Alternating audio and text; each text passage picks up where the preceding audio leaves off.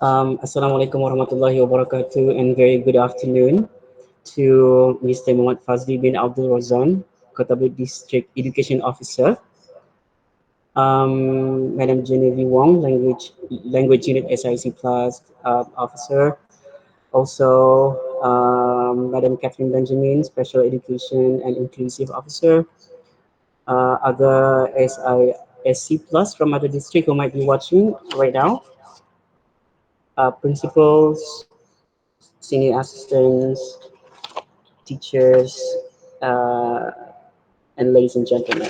All right. And first and foremost, I would like to thank you for joining us for this event and welcome to the launching day of Idea Factory, where participation is an honor. And in my speech, let me introduce myself. My name is Syaharil bin Madlan. I am the head of language panel um, at SMK Pekan Kota Belud and also acting as the chairperson of iDEAFACTORY committee member. All right, so in my speech, I will talk a little bit about the idea behind iDEAFACTORY, just to let you know what iDEAFACTORY is all about.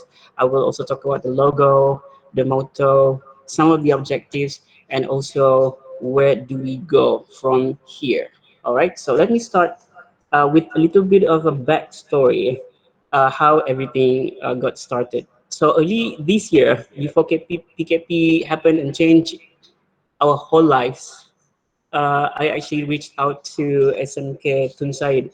I met with Cikgu Hanafi, and then we were planning for a program called a grammar clinic, where two of the schools, my school and SMK Inside, we were collaborating and we will have our students to actually help each other to learn grammar. But PKP happens and everything changed. And so the idea actually started from that meeting room when we were brainstorming and planning for the content that we wanted to include in the program. And I realized that every teacher already has some great ideas, creative and innovative ideas that should be shared. So rather than just maybe using it on the students, I think if we have a platform out there where teachers can come and actually share their ideas, then teachers will make greater impact beyond the four walls of the classroom. And so that brings us to the first objective of Idea Factory, which is it provided platforms where teachers will come and start that conversation where they will actually share ideas about teaching English, teaching and learning English in the district. All right. So if you look at the logo that is being put up right now, so if you look at the lighthouse, that actually symbolizes the light, the knowledge that illuminates space. And if you look at the word Idea Factory, the word I is spelled small letter. It's because I is actually a graphic. It represents light bulb. So that describes someone who has creative ideas, and then the light bulb is just turned in their head. And if you look at the motto, all right, so the motto spells out the concept of Idea Factory, what sets us apart from the normal big programs out there, like, for example, conferences or symposium or a colloquium. So participation is an honor means that we here in Idea Factory, we celebrate every idea. We believe that every idea is a good idea. We believe that every creative idea doesn't start as creative in the beginning, but for that idea to be creative and innovative, it takes a long process of problem solving. So we identify the problem and then we're looking for the proper intervention. So that's how, I mean, that is like the main concept of Idea Factory. All right. And so let's now, I will continue with the objective of Idea Factory. So the first one I mentioned that it provides platform for teachers to start the conversation about issues in their classroom. Other than that, Idea Factory, from all the presentations that we are going to have, we are going to start a collection. So we are going to have a collection of ready to use materials for teachers. So it's like you can imagine that you go to a coffee shop where a group of English teachers sit at a table and we talk about creative ideas in our classroom. And then when we leave that meeting, we have ideas and also materials that are very easy for us to use. So this, I believe, will set us apart from the big program like conference where what you're going to see in the presentation today, it is not a full scale of research where we will not talk about data analysis from like a pre-post and post-test, but we are looking at a snapshot of what is actually working in teachers' classroom. We are focusing on catching all those success stories, turn that into worksheets, and share with the other people so that teachers can use them quickly in their classroom. All right, and then last but not least, Idea Factory is it provides an opportunity for teachers to actually hone or practice their presentation skills. So if the idea of joining a conference is too scary, so Idea Factory is a place where we welcome everybody just to come and share your creative ideas. So you don't really have to wait for your ideas to be perfect and you think that it is suitable for big conferences, then you want to join a program like this. So ID Factory opens the gate for you. And so we also believe that towards the end of everything, we hope that, especially in Kota Belud, it's going to create the culture where teachers are going to support each other to networking for collaboration. So it's not about like who will perform better in the district, but I think the another way of achieving success is if we can do it collectively as a group. And so, where do we go from here? We are hoping that we will extend this to primary school, and we will also invite other speakers from other districts. And so, once again, I would like to thank you very much for joining us today, and I hope you will learn something from the presentation. And that's all from me. Thank you. Thank you, Mr. Syaharil, for the speech. Now, ladies and gentlemen, I would like to invite Genevieve Wong, the Language Unit SISC Plus officer, to present her speech. Please welcome Madam Jen. Hello. Thank you to our Hello. MC, Miss Jenny. All right. Okay, good afternoon to our Honorable Kota Belud District Education Officer, Mr. Muhammad Fadzli bin Haji Abdul Rozan, Madam Catherine, the Special Education Officer of Kota Belud District Education Office, principals, committee members of the Secondary Schools English Language Task Force, presenters, participants, ladies and gentlemen. On behalf of the Language Unit of Kota Belud District Education Office, I would like to thank each and everyone who is joining us here today. I am really honored to be among you in this beautiful afternoon. Welcome to the first ever event of Idea Factory, which is initiated to be a platform for teachers, especially in Kota Belud, to do sharing of teaching practices and success stories of teaching English language. I am grateful and honored to work with such a wonderful team of the secondary schools English language task force members who are willing to help out and making this event a success, as the duration of the whole process of the preparation was only about not more than 2 weeks. Kudos to you all. Okay, I would like also to encourage teachers to constantly reflect on their teaching and learning process and find ways to improve their lessons to suit the needs of their students, especially during this pandemic of COVID-19. Teachers who are able to redefine their teaching and learning by injecting differentiation techniques will be able to face the challenges of engaging today's ESL learners. Congratulations to our presenters for the tremendous efforts for setting the examples and become influencers to other teachers. I believe that your sharing here today will certainly bring some impact to each other. I hope your passion in educating students and inspiring others will be unstoppable. And to the participants out there, your presence today has contributed the success of this event. I hope that this event has inspired you with more ideas to be implemented in your classrooms and to create more teaching materials in helping students to improve. And what's more, the most important thing is you will come back next year as one of our presenters. Steve Jobs once said, "Great things in business are never done by one person, they are done by a team of people." So let's continue to support each other from teachers for teachers. With that, I end my speech. Thank you. Thank you, Madam Genevieve, for the speech. Now we have come to a very important part of today's ceremony. I would like to invite Mr. Muhammad Fadzli bin Abdul Rozan, our Kota Belud District Education Officer, to present his speech and officiate the new platform, the Idea Factory 2020. Please welcome Mr. Muhammad Fadzli.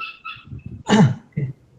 Assalamualaikum warahmatullahi wabarakatuh. Very good afternoon to Madam Jenny, MC, Mr. Hanafi for the doa, Madam Genevieve, SSC Plus English Unit, Madam Catherine from the Special Education Unit, to Syaharil, Chairperson for the Idea Factory, all the committee members, ladies and gentlemen, first of all, thank you very much for organizing such a very important and for me meaningful event, and congratulations for uh, manage to to create come up with an of idea of a platform for teachers to share the knowledge together and for them to work together and also be able to present their ideas. And from what Mr. Syaharil has explained to us just now, I'm sure this platform of this task force through Idea Factory, you can strengthen the competency, knowledge, and also your experiences among teachers, especially the teachers in secondary school. So you'll be able to eventually improve and assist our students, especially in English language. Okay, so it's a good initiative. Congratulations to that, and I'm very happy that you are a step ahead in terms of looking at the perspective of collaborating teachers, making teachers come together and share the knowledge. Okay, because I'm sure each and every teacher has their own unique experiences, has their own unique knowledge and also perspective that I think we need to listen to. We need to take consideration uh, on their experiences and also include in our experiences. And I'm sure all of us have your own perspectives, okay, and that we can share, and we can share, and we can practice together. Okay, we can make it as part of our teaching and learning experiences in our school, according to our context. So congratulations to Idea Factory. So I hope this will be a good beginning for our teachers to develop themselves, and and I'm sure that through peer assistance and peer coaching, training will be more effective and more relevant rather than from waiting from training from Japan or PPD or somewhere else, because you yourself understand what you're doing, and you yourself understand what you're facing, what challenges that you're facing. So it's more relevant, it's more significant in terms of your experiences and your knowledge. Okay, so it's good. Today I heard that there will be 8 teachers will be presenting. That's good, and I'm sure you are presenting from your experiences, your own experiences. Okay, so as Syaharil mentioned just now, it's not full-fledged research, but it's more on sharing your experiences. So don't worry about the data or the theories or whatever. As long as you can share your experiences, you can, share what you have done and what best practices that you did. I'm sure we will learn something from every presentation. Okay? So I will fully support this group, and actually I really miss English, actually doing English, managing English language activities as we have done before. I remember I started in when I was posted in school in 1995. Since then, I was very active in English language activities, and when I was in BPD Kota Belud from 2004 until I was in Jabatan SPA, also in the English. So actually, English language teachers are very creative and very outspoken and very talented. So I'm sure Kota Belud English teachers are like that and more than that. We are more than we think we are. We have the strength, we have the expertise, we have the knowledge, we have the support, and I'm sure Kota Belud English language class course, secondary or primary, would be among the best in Sabah. And I agree with Syaharil's idea to expand this program to primary school. I hope the English class course of secondary school will be the facilitator and the mentor for our English teachers in primary school. And I do suggest and encourage this group to utilize technologies that we have now. For example, now we have online learning, online technology. You can learn, you can share materials through online. Also, we can maybe from all the collection of materials and this presentation, maybe we can create e-bulletin, so we can share this e-bulletin to whoever that we want through many avenue. Okay, so maybe you can create an e-bulletin, and then you can share the materials for the teachers to access anytime. Okay, so utilize the technology that we have in order to expand your ideas and to share your knowledge and everything. So it can be reached by many, not only in Kota Belud, but I think all over the world. And don't think that though we are second language speaker, our experiences are not as good as the first native language speaker. No, that is only, they are good because their language is native English, but not necessarily they're good English. They're also good in their knowledge. I faced this orang putih lah before when I was dealing with a few programs with this council and other other organization. When I look into it and when I listen to them, actually sometimes our ideas are better than them. Just because they are white, just because they are from overseas, just because they use good English, we are sometimes impressed and we are sometimes deceived by that, and we thought that we are not as good as them. But no, that is not true. Sometimes we are better than them. So again, congratulations to Genevieve and the English Language Task Force. So we hope this program will be expanded, okay, and will be the benchmark for other programs for other subjects in Kota Belud. So with this, I appreciate the iDEAFACTORY program 2020 for today. Assalamualaikum warahmatullahi wabarakatuh. Thank you very much for the speech. and full support. We really appreciate it. Now, ladies and gentlemen, please join us for the video presentation, launching presentation. Enjoy the video.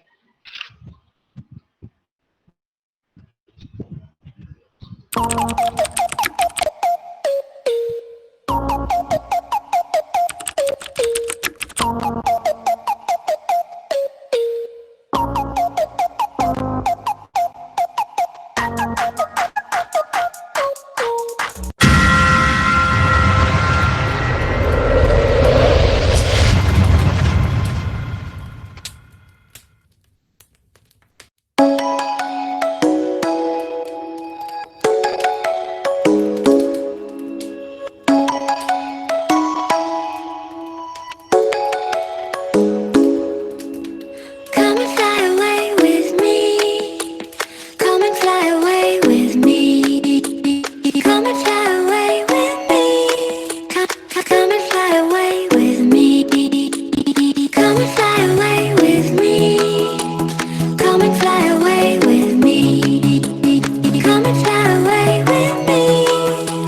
Come and fly away with me. Don't you be afraid, everything will change. You and I, jumping off the edge. These the dreamers never die. So come and fly, come and fly, come and fly away with me. Come and fly away with me. Don't you be afraid, everything will change. You and I, jumping off the edge. These the dreamers never die. So come and fly, come and fly, come and fly away with me. We're rising, we're falling, we're making moves. We're climbing, we're soaring, 1,000 views.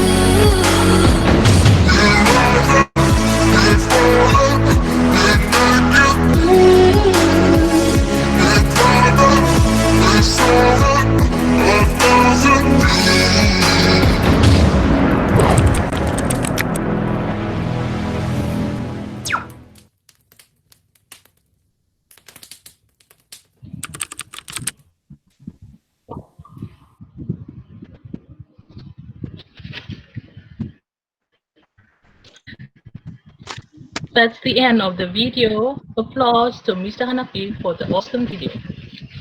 And with that, iDEAFACTORY 2020 is officially launched. A little highlight on iDEAFACTORY. iDEAFACTORY is the name of an organization that runs English programs that focuses on empowering teachers.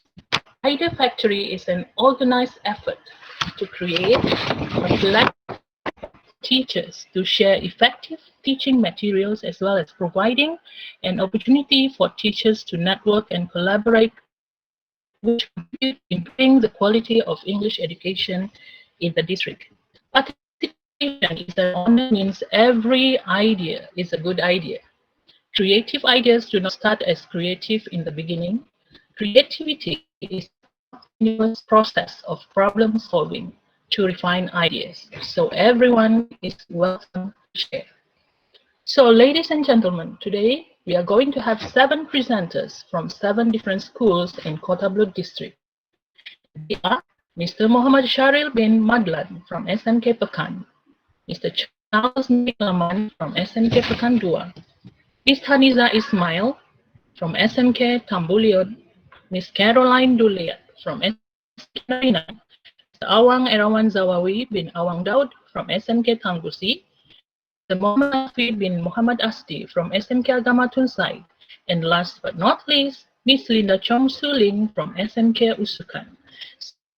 So I would like to pass this mic to my colleague, Ms. Yvette, for the presentations. Over to you, Yvette. Thank you, Jenny.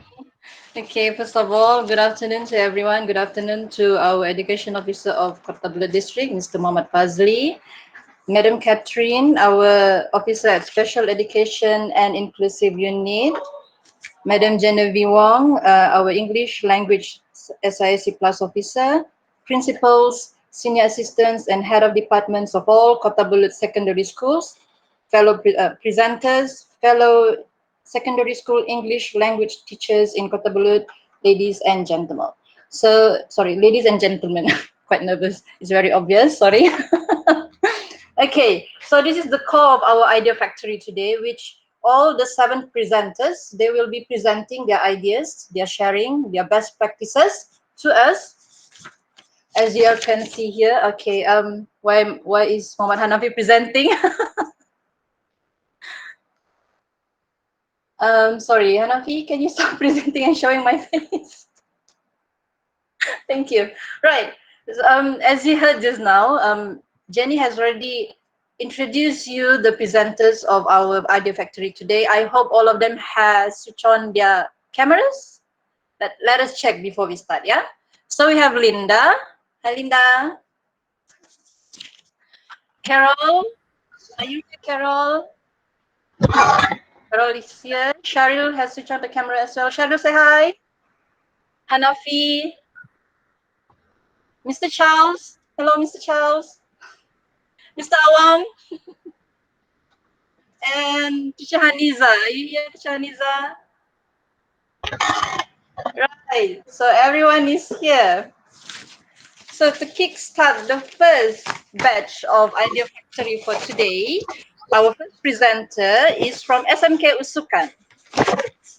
She is a English language teacher for 13 years, and she is Lynda Chong Ling. You can call her Teacher Lynda. She has been teaching for 13 years, and then she is also an English SPM Paper 1 examiner for 4 years already. Okay, her title would be A Kickstart for Writing Modeling Method. Okay, here it goes. Oh, first of all, I'm very sorry about this one. I forgot about the format of presentation. It's obvious I'm nervous. I'm sorry, Lynda. Let me clear this first, okay? The format of presentation, every presenter, they will have 10 minutes of presentation. Okay, they will set their own timer, so I don't have to ring a bell or anything or to remind them or to be rude to interrupt by anything. Okay, so they will have 10 minutes of presentation and then 5 minutes for Q&A session. So meaning to say each presenter, they will have 15 minutes of presentation. So while they are presenting, if any of the participants have any questions, you can wait until the Q&A session, or if you cannot wait, you can just use the chat box in our GM and type your question there. We will read the question for the presenters, or if your question was not answered, don't worry, after the presentation, our presenters will read the question in the chat box. Okay? We also have the link for the program book where we have the description of every presentation. It's in the chat box. We will share it again later on, so you all can click to that and then read the description of presentation. Okay, feel free to look through it. And then, no, this is the real thing, sorry. To start the first batch of Idea Factory, I welcome you, Teacher Lynda. Over to you, Lynda. Hello, good afternoon, everyone. Good afternoon to all. Okay, so I'm Lynda Chong from SMK Usukan. So today I'm going to share one of my best practice that I use with my SPM students. Okay, so my title of presentation is a kickstart for writing by using modeling writing method. Okay, I think most of you have done this one before, just that the name is different. So the method had helped me, especially for my weak student, to prepare, to make them to tackle, to help them to tackle question in paper 1, section 8, guided writing. Okay, let us next slide, please. Okay, so some of the there are a lot of issues when we talk about writing session. Okay, I think maybe some of you have the same experience that your students is not writing anything, especially when you are marking for your paper 1. So it's quite frustrating. For 2 years they are learning English, or not 2 years, 5 years is primary, and secondary for 5 years it's almost 11 years, and they didn't write anything. Okay, so to tackle the so one thing that is students are not performing.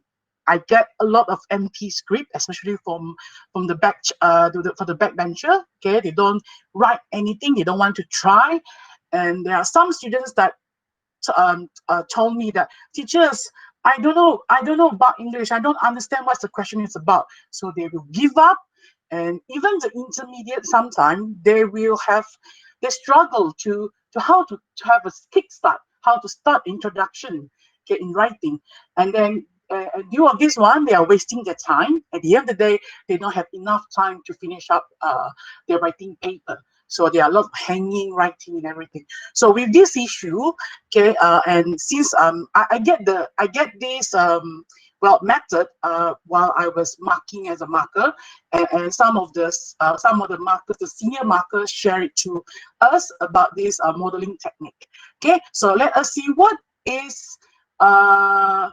is modeling writing method. Okay, next slide. Okay, now, okay, so after I've done a modeling writing method, okay, what I see from my student is they start to write. Okay, even without my contribution, you won't have this kind of question, teacher, how to start, how to write the beginning, how to write the introduction, because modeling writing method provides a systematic template where students can use some material and to create their own writing. Okay, is it sound fun? Is it sound promising? Okay, so you will have more confident students. Okay, you say, okay, at least I can write something. I can write introduction, and it's something that I produce myself. Okay, students are happy because they get marks. Okay, after they have done the first introduction part, I will give them marks, so that I have feedback for the first time, and they have marks in their writing because they are writing. We have to boost their confidence that if you write something, there must be some mark for you. It doesn't mean that you just copy and paste and it doesn't have any marks. So we have to motivate them, especially for weak students. Okay, so this is how I find that modeling writing method help my student, especially for my very weak students. Okay, so now I'm going to introduce you what you should do when you're doing modeling writing method. Next slide. Okay, so now we want them to create by using the modeling writing method. We are using the question itself. Okay, the question that you have.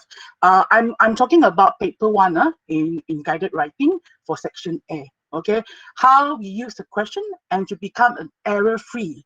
You don't have any error. A very clear, clean patch of writing in your first introduction.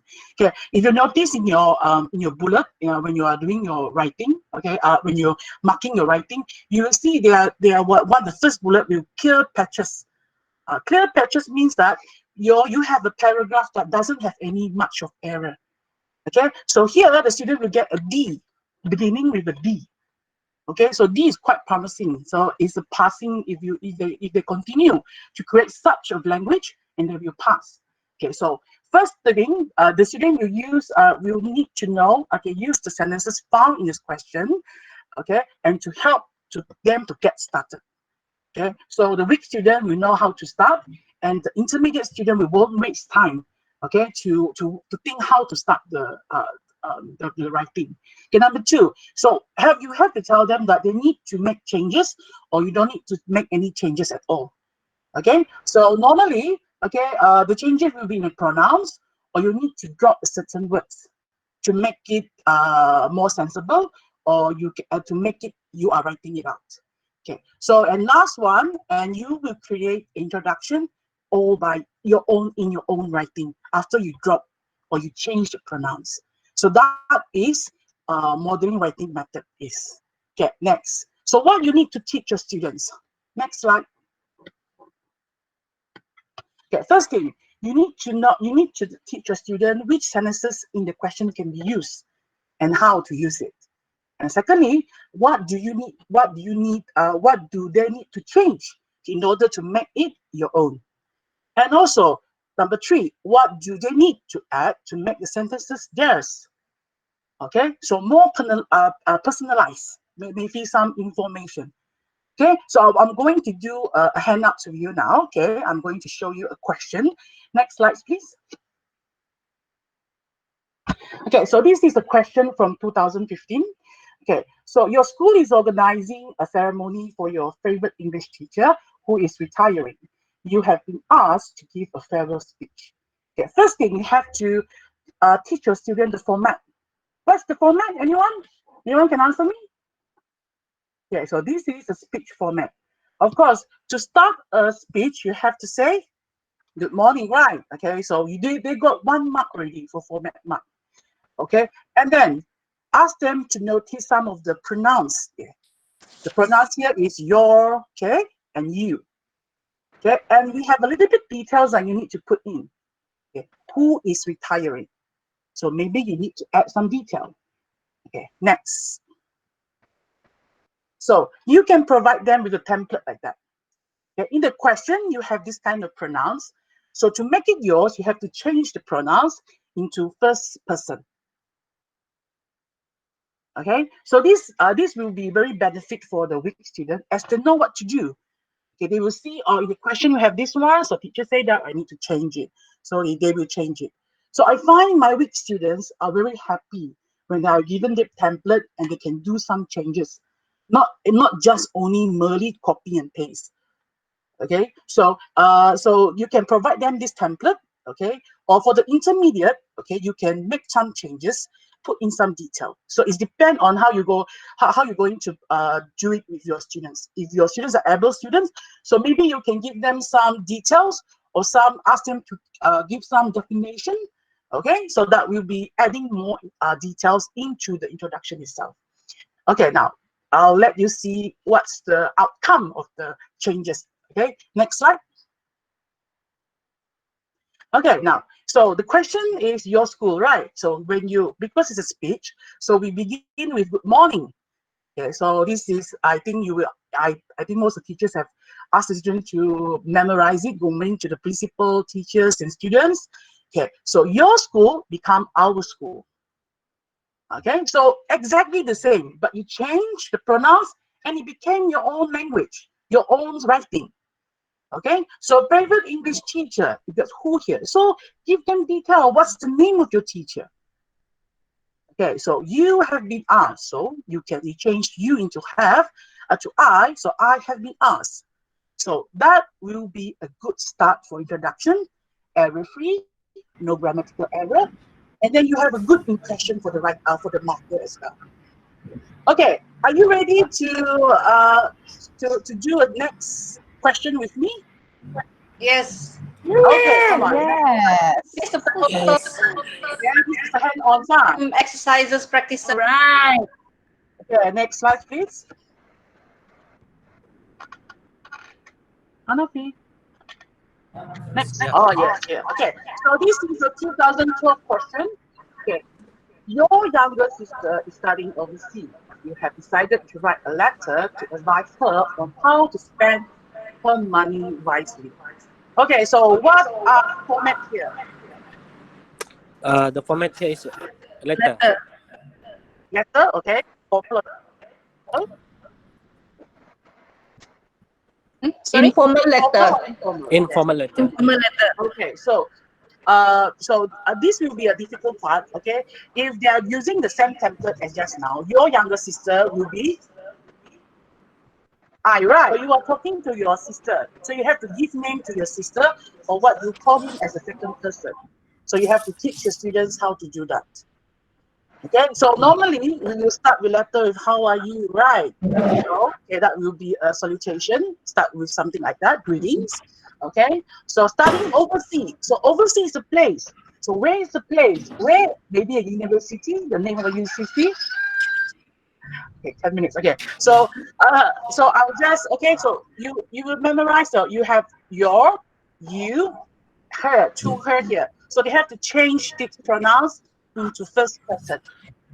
Okay, let us see the answer next. Okay, here. So this will be after changing, you add some information. This will be your answer, your new introduction. Okay, I know you are studying overseas in Manchester, UK. As your sister, I have decided to write this letter to advise you on how to spend your money, our parents' money, wisely. Okay, so this is how you locate the pronouns and you change it, okay, into first person or the second person. Okay, it depends on the question itself, and that will you have a brand new introduction and it's yours and is error free. Start with a good introduction will help students have a good impression for the marker, and they may have some marks or a higher marks than what they can achieve with it. Okay, that's all from me for today. Okay, any question? Next slide. Right. Thank you, Lynda. It's a very Thank useful. you. Okay. Oh, we don't have any question in the chat box, but I'm not sure if we have like live question that they want to ask. Anybody? If you do, can you please just switch on your mic? You can give some feedback as well. I think some of the teachers here also use this method, just that the name is different, branding maybe. I have a question. Yes. Okay. All right. So first of all, I would like to thank you for the presentation. I really like the idea of the modeling technique. So my question is, if my students use this technique, what is the minimum mark that they can get? Thank you. Okay. Okay. I just say that as an introduction only. Only as a you read the introduction where you're using this method. Okay. So normally marker we start with a benchmark that will be E.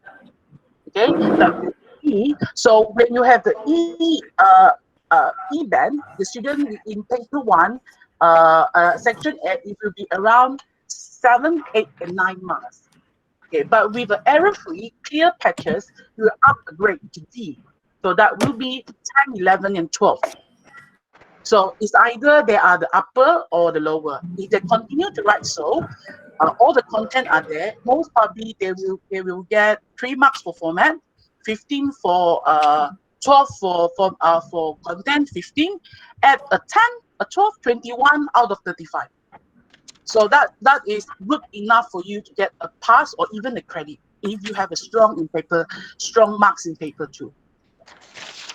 Yeah, that will be my assumption if the student can produce this kind of language in such a way. Right. Okay. Thank you. Thank you for the question, Syaharil. Thank you for the answer, Lynda. Do we have any more questions from the floor? Okay, I don't think we have. But if you have a question suddenly pop up in your mind, you can just type in the chat box. Yeah. So from what I can see here, this method is actually very useful for students who are having problems in giving empty answers. So just at least the introduction can actually help them get marks, right, Lynda? Is that Yes, true? yes. At least some marks. Okay. If you didn't write the content as well, format marks is 3. The language mark maybe you get 4 or 5. Then you have 8 to 9 marks already. So Just if they write down summary, I think they can pass the paper easily. yes. So this is not only apply for SPM, the last format for Yes, for this year. Only for this year. but still we can use this method for the new format, right? Yeah, I think so because we have a guided writing as well in our writing session for CFR. So it's just that how we're going to tackle with the students. So be prepared. You have to drill your students. I do it for I think more than 10 to 15 times. If you come to weak students, you have to convince them. You have to motivate them. That's the most important. So patient and drilling. Yeah. All right. Okay. Okay. Okay. Thank you. Right. So before I pass the floor to our second presenter, Madam Genevieve wants to remind all of you, the participants, to actually register your attendance in the SPLG link. It has been posted in our chat box. If you are curious about the description or about the presentation that our presenters are going to share with you, you can also check our program book. It's program book. It's in the chat box as well. Right. I hope the next presenter is ready. Carol, can you give me some response, Carol? Hello. Okay, let me introduce you. First of all, this is Carol, Miss Caroline Duliat. She is a teacher from Narinang. She has been teaching for 17 years. My goodness. All our presenters here have been teaching for quite some time. They are very experienced teacher, I tell you. Okay, she's an English teacher in SMK Narinang. I've been repeating that. I don't know why. The title for our presentation would be Go Thesaurus, a method helpful for creative writing. Are you ready, Carol? Yes. Okay, Let's do this. good luck. Thank you. We'll need all the luck. Right. Good afternoon, everyone. Today, I will share with all of you one simple activity that you can do with your pupils using Thesaurus. Tada, Thesaurus. This activity is called Go Thesaurus. The first slide. Yes. So in this activity, what we will do is that we will focus on the writing skill using synonyms and antonyms as our main topic. The idea of this activity is to let people explore the use of synonyms and antonyms when expressing their feelings and opinion when asked to write a simple 5-line poem. So this activity is designed specifically for my Form 2 students. They are intermediate level. So the idea of this activity came to mind when I was doing lesson planning for Unit 7, writing skill. You can find it in Pulse textbook, page 82. So in that lesson, pupils must write about their traveling experiences, which involves feelings and opinion. So the issue I face when I ask or I want to get pupils to write an essay is that they don't know or they have very limited words to describe their feelings and opinion about subjects or an idea. So by introducing this Go Thesaurus activity, it is hoped that it will somehow help our students, our pupils, to be more confident in using synonyms and antonyms effectively in their writing. So this activity actually also suitable if you want to introduce different literary devices or language devices that they can use later in essay writing. Yeah, so basically that's the whole idea. Okay. So I will begin with the slide presentation, a very simple one. Okay, so this is the objective of the activity. Right, can we look at the next slide, please? So we want to first create what the schemata for the students. So what's a thesaurus? They need to know what is that and how they can use it. So I compiled just a little bit of this. You can give them another link you can find online actually. Next slide, please. Yeah, so this is what Thesaurus is all about. Okay.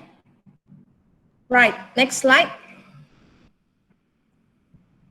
The activity. So this is the activity that I did in class. Okay, in order for them to write the blog post in that exercise in page 82 from Pulse writing skills.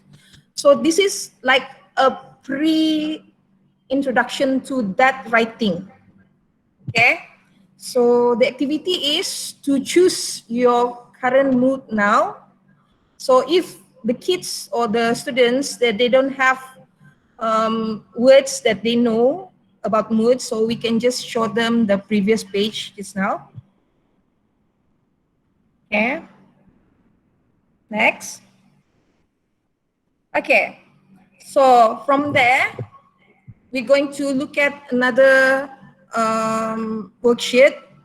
So from this worksheet, they are to choose at least 5 synonyms and antonyms words from the list and start writing their 5 lines of poem. So this activity will require about 1 hour, I'm guessing, okay, for intermediate learners. So these are the words.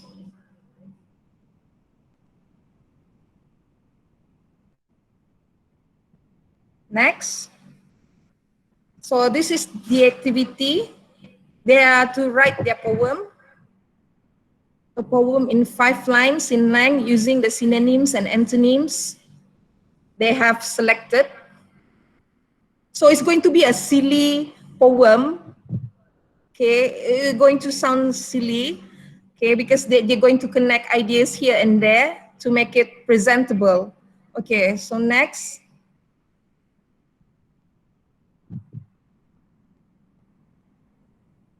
Okay, so they can compare their poems with their partner. They will see that their friend will have similarly the same ideas or different ideas than them. Okay, next. So this is example you can give for exemplars to be used in class. Okay, the poem called Moody. Next. Okay, so you can see the choice of words. Synonyms and antonyms are there. Okay, very quick one, I will say. So this is from this activity, I can see the changes in their writing. Okay, so this is the activity they did. Okay. So from this activity, what I can see is the changes in their writing. So my pupils, they can write more vocabularies and they are able to describe their feelings and opinion more effectively. So I will recommend this free lesson within a lesson activity, Go Thesaurus, to all teachers to use in one of your writing lesson. Very simple one. Yes. Okay, can we show the next slide, please? So this is the blog post that they're supposed to write. So that is that. You can see.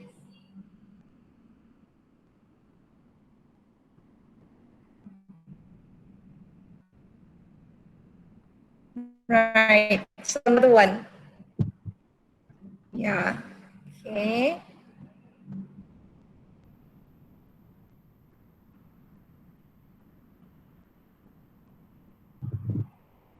Right. And the last slide. Thanks. Any question? Great. Under 10 minutes, only 7 minutes of presentation. Yes. That Question is a very simple one. simple, but and interesting as well. Any question from the floor? Anybody? Okay. I have a question. Okay, Syaharil, go ahead. Hello. Yes. I have Yes. a question for you, Carol. Yes, yes, please. All right. So now, what is the do you see any changes in your students' attitude towards writing when you did this activity with them? Because I feel like it's something very fun. Thank you. Right. If you are using this with the intermediate level, you will see that they begin to like writing because they have the vocabulary. Now that they have this vocabulary and they want to impress you more and they will look up for more words to impress you with. So that's how I see my students are doing. They are competing against each other to see who gets what's next. Thank you, Carol. Any more questions? I I believe would like to give feedback a bit. Yes, yes, please. Okay, I think because synonym and antonym, it's all about a lot of about adjective. So adjective is very important when you're writing descriptive writing and also narrative writing. So I think it's important that I think I still remember when I was young in primary, my work was like just memorizing all the antonym and synonym of all the words. Okay, when students have do this kind of works, they will have more vocab and they will have more adjective to do description and also narrative for story writing. So I think is where I think it's important that we have this kind of activity. And I love it when I see a lot of Carol's students homework with all such I'm envy you actually, because my student doesn't doesn't have this kind of writing. So maybe this will be one of my emphasize when I'll teach back to teaching next year. Thank you, Carol, for the sharing. Yes, most welcome. Yes, indeed. This actually the sharing that Carol just did is actually, I think it's suitable for all the forms, not only for low forms. Yeah, not only for form two, but all forms can use this, because we do have a lot of weak students. They are not weak actually; they are good, but it's just that they are not interested in writing. So if we encourage them to use more more what do you call this, bombastic words, and compliment them in using the words more, I think this can get a lot of students to write creative writing, right? Yes. Okay, it's 3:21. So we're supposed to spend 15 minutes each person, but it's okay. That's good. All right. Thank you, Carol. I think we can Yes. move on to the next Thank you. presenter. I hope he is ready. Okay. So our next presenter, you have seen him from the beginning of our program. Okay, this afternoon. He is a teacher from SMK Pekan. He's been teaching for 16 years now, and he is a CFR master trainer. He is also my head of English panel in SMK Pekan. Okay, and there he is, Mr. Syaharil, Muhammad Syaharil bin Madlan. Okay, we call him Syaharil or Ariel, and he will be presenting Gain the World with Beautiful Words, a method for descriptive writing. Okay, over to you, Syaharil. Good luck. All right, thank you very much for Miss Presenter. And for those who are still here listening to this, thank you very much. I appreciate your patience for listening to the presentation. All right, so let's get right into. Okay, well, I'm going to talk about descriptive writing. So when we talk about descriptive writing, what comes into our mind is that we always talk about the use of adjectives, and we always talk about using all the senses to try to describe the world around us. And also we are very familiar with the concept of show, not tell. All right, so in this presentation, I would like to talk about another way of actually trying to teach students about descriptive writing, which is actually using descriptive words and also figurative language. So my presentation is going to naturally follow what Caroline has presented just now. We are following the same line of a little bit about literature, figurative language. All right, and I would also like to say that since PKP, the Movement Restrictions Order, I wrote a lot of worksheets on many different topics, and I really like to. I mean, I always like to share with everyone, and I hope maybe it will help them in any way. Okay, so let's get started with the next slide. All right, so I'm going to use this real SPM question on descriptive writing. Describe the first time you went on a trip, school, camping trip. So I'm going to demonstrate to you how using descriptive words and figurative language can actually add to the quality of a descriptive writing by just showing you one paragraph only. All right, so let's go to the next slide. All right, so this might be what a normal student with just enough vocabulary to get by to write the paragraph about the topic. All right, the first time I went on school camping, it was a lake, it was beautiful. So they're very familiar with these words, these everyday words like beautiful, and then the weather was good, and I felt so happy, and it was unforgettable memory. So if usually when we talk about improving the quality of the writing, we always like the students to be brave and be adventurous, to use different kind of vocabulary, right? So we can actually use figurative language to introduce that to them as another way to describe the world around them. So let's start with the first one. Oh, yeah. So this is actually, yeah, the next slide. Next slide. So this is how the changes that can happen to that same paragraph, but with the new elements, with the elements added, like different types of figurative. I've been saying that many times, figurative language types in the same paragraph. All right. So if you read this paragraph, you can still trace the original idea, but just with some very colorful and beautiful words. Yeah, so that explains the title of this presentation. You paint your world with beautiful words. So for example, like let me just read this paragraph right here. I went on a school camping trip. It was a lake. The lake looked like a mirror. So that gives that visual representation of what that lake looked like. Right? It talks about the water of the lake. I called it a lake of shining water. So that is just another description of how the lake looks like.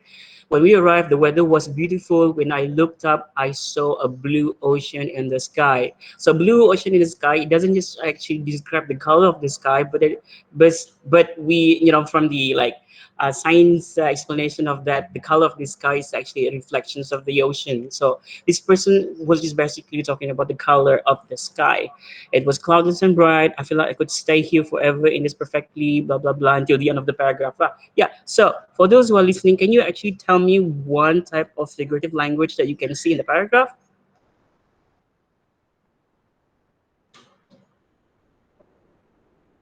Sorry, There's, what was that? yeah. Can you pick up one type of figurative language from this paragraph? Seven Yeah, have I'm seven. putting you on the. Oh, the 70. sun was always smiling. So Sorry. the sun was always smiling because smiling is a human's words, right? The sun doesn't Yes. smile, so it's a figurative. It's a type of It's a personification. personification. Yes, I Yeah. Yeah, lost the word already. and the I'm putting lake. you on the side, so don't worry with giving me the technical terms of the figurative language. Yes, that was the personification, right? So let's look into this one by one very quickly. I don't have a very a lot of information on the slide. The next one will be rather faster. So can we move on to the next one, please? Yeah. So this one is simile. The lake looked like a mirror. Which actually means the water was so clear. So that's why this person over this student choose the word mirror. So the word like over there is actually how we use simile. All right, next one. The next one is an idiom. So I was on seventh heaven. That is just to describe the feeling of the person. So rather than just using the word happy, so maybe express it in this idiomat, like using this idiom. I think it really increase or describe like how strong that feeling as compared to just the word happy. Or next one, metaphor. So it works just the same with metaphor, simile, just without the word like and as. So for example, like as hardworking as a bee, that kind of comparison. So I saw blue oceans in the sky metaphorically. All right, next one.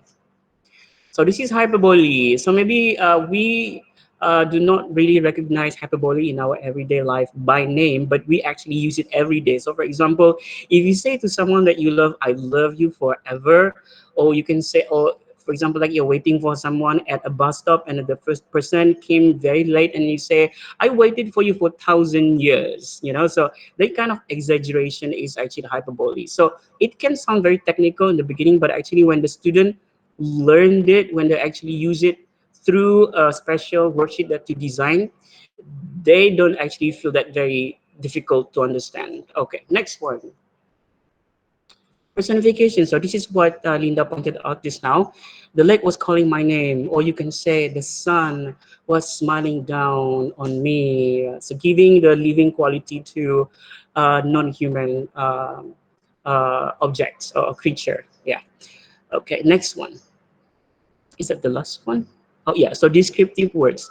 Okay, so I also, to introduce or to reintroduce the concept of descriptive words to my students, I actually designed a special worksheet for this. I will show you on the next slide. What is the easy way to actually get the student to use the words from this table rather than just passively sharing to them in their group, for example. So we need to design a worksheet where the student can actually interact with the material and actually use it, and then you can assess whether they can understand what you are introducing to them. So this one over here is descriptive words. Okay, next one.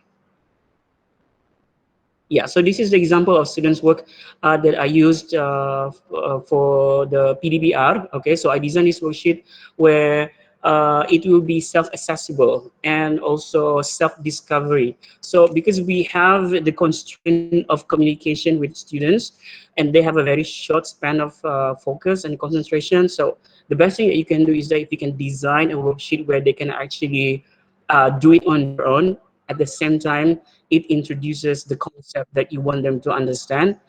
So you don't really have to be physically there giving them the explanation on the topic. So for example, if you look at this worksheet over here, it is about descriptive writing. So what I did was I gave them the image that you saw previously on the previous slide.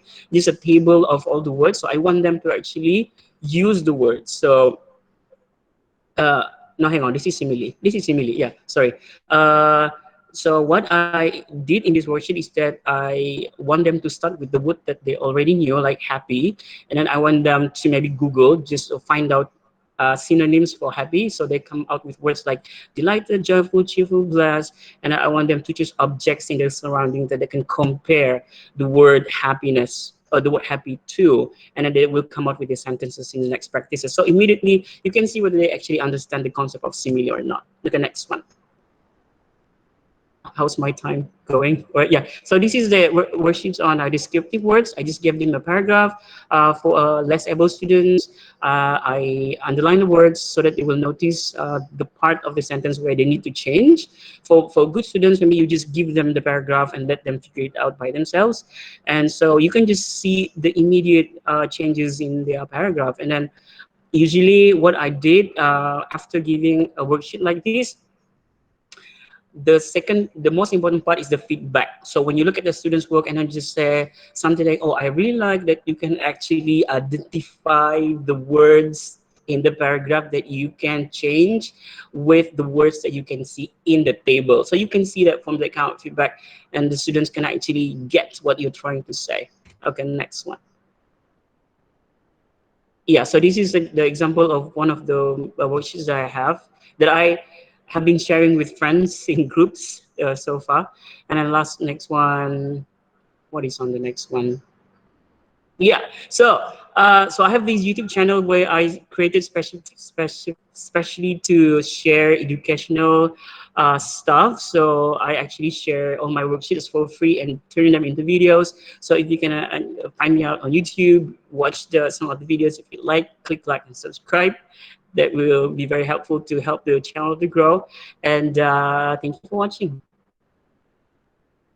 Thank you, Mr. Syaharil. Exactly 10 minutes of presentation time. Okay, so before we proceed, any questions from the floor? Any questions, my dear participants, friends, fellow teachers, about this? Because this is an interesting sharing. It's about words that you can use for descriptive writing as well as creative writing. Anybody? Anyone? Hello. I would like to ask you one question, Syaharil. Okay, Okay, Yes. so to make the students to write such essay, so meaning the students they have to have enough vocabs, right? So how do you make those students to come up with such vocabs and then to use the words, for example, like to give the simile to the certain poem like that? Okay, thank you. All right. So thank you very much for the question, madam. So this is what I was mentioning, what I mentioned just now about the principle of material design. So when you actually design a material, you know how many supports that you want to put into that worksheet so that the students actually can do that activity. So for example, if you know that the level of your students at such level where they don't have enough vocabulary, so maybe you want to give them some paragraph, some, I mean, some, what I'm trying to say, like give them like a paragraph or a template. Sorry, I was trying to look for that word in my head. So give them a template, or you can. I talk about self-discovery. So, for example, if I want to introduce the students for a group of words, so I don't really.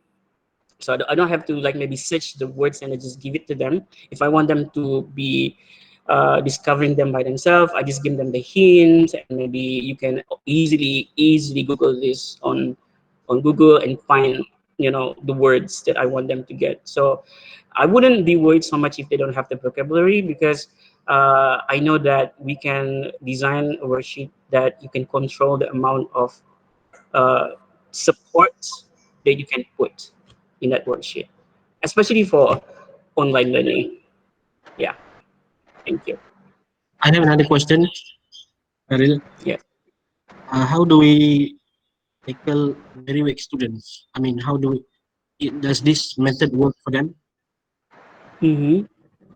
Okay, so now when we talk about weak student, there are so many other factors that are thrown into the whole equation of a problem. So it's not just they have a language problem, but they have an attitude problem, right? So for example, if we cannot get past the attitude of they think that everything about English is difficult, so whatever we're trying to give them, it will be difficult, right? Okay, so what I'm trying to say is that uh, for a very weak student, like I mentioned earlier, it comes down to first, they must want to try that exercise, and then you design that activity specially for them.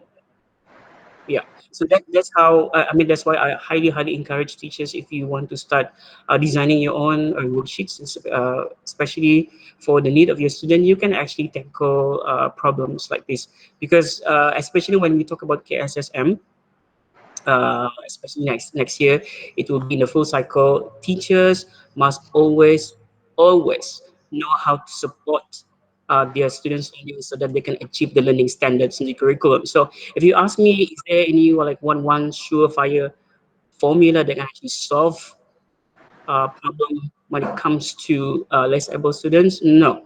Okay, so it's kind of like something that you will figure out along the way. But some principles or practical ideas I can give you is that if you can start with designing your own material first, with the understanding that you have about your students, you can come up with some good solution.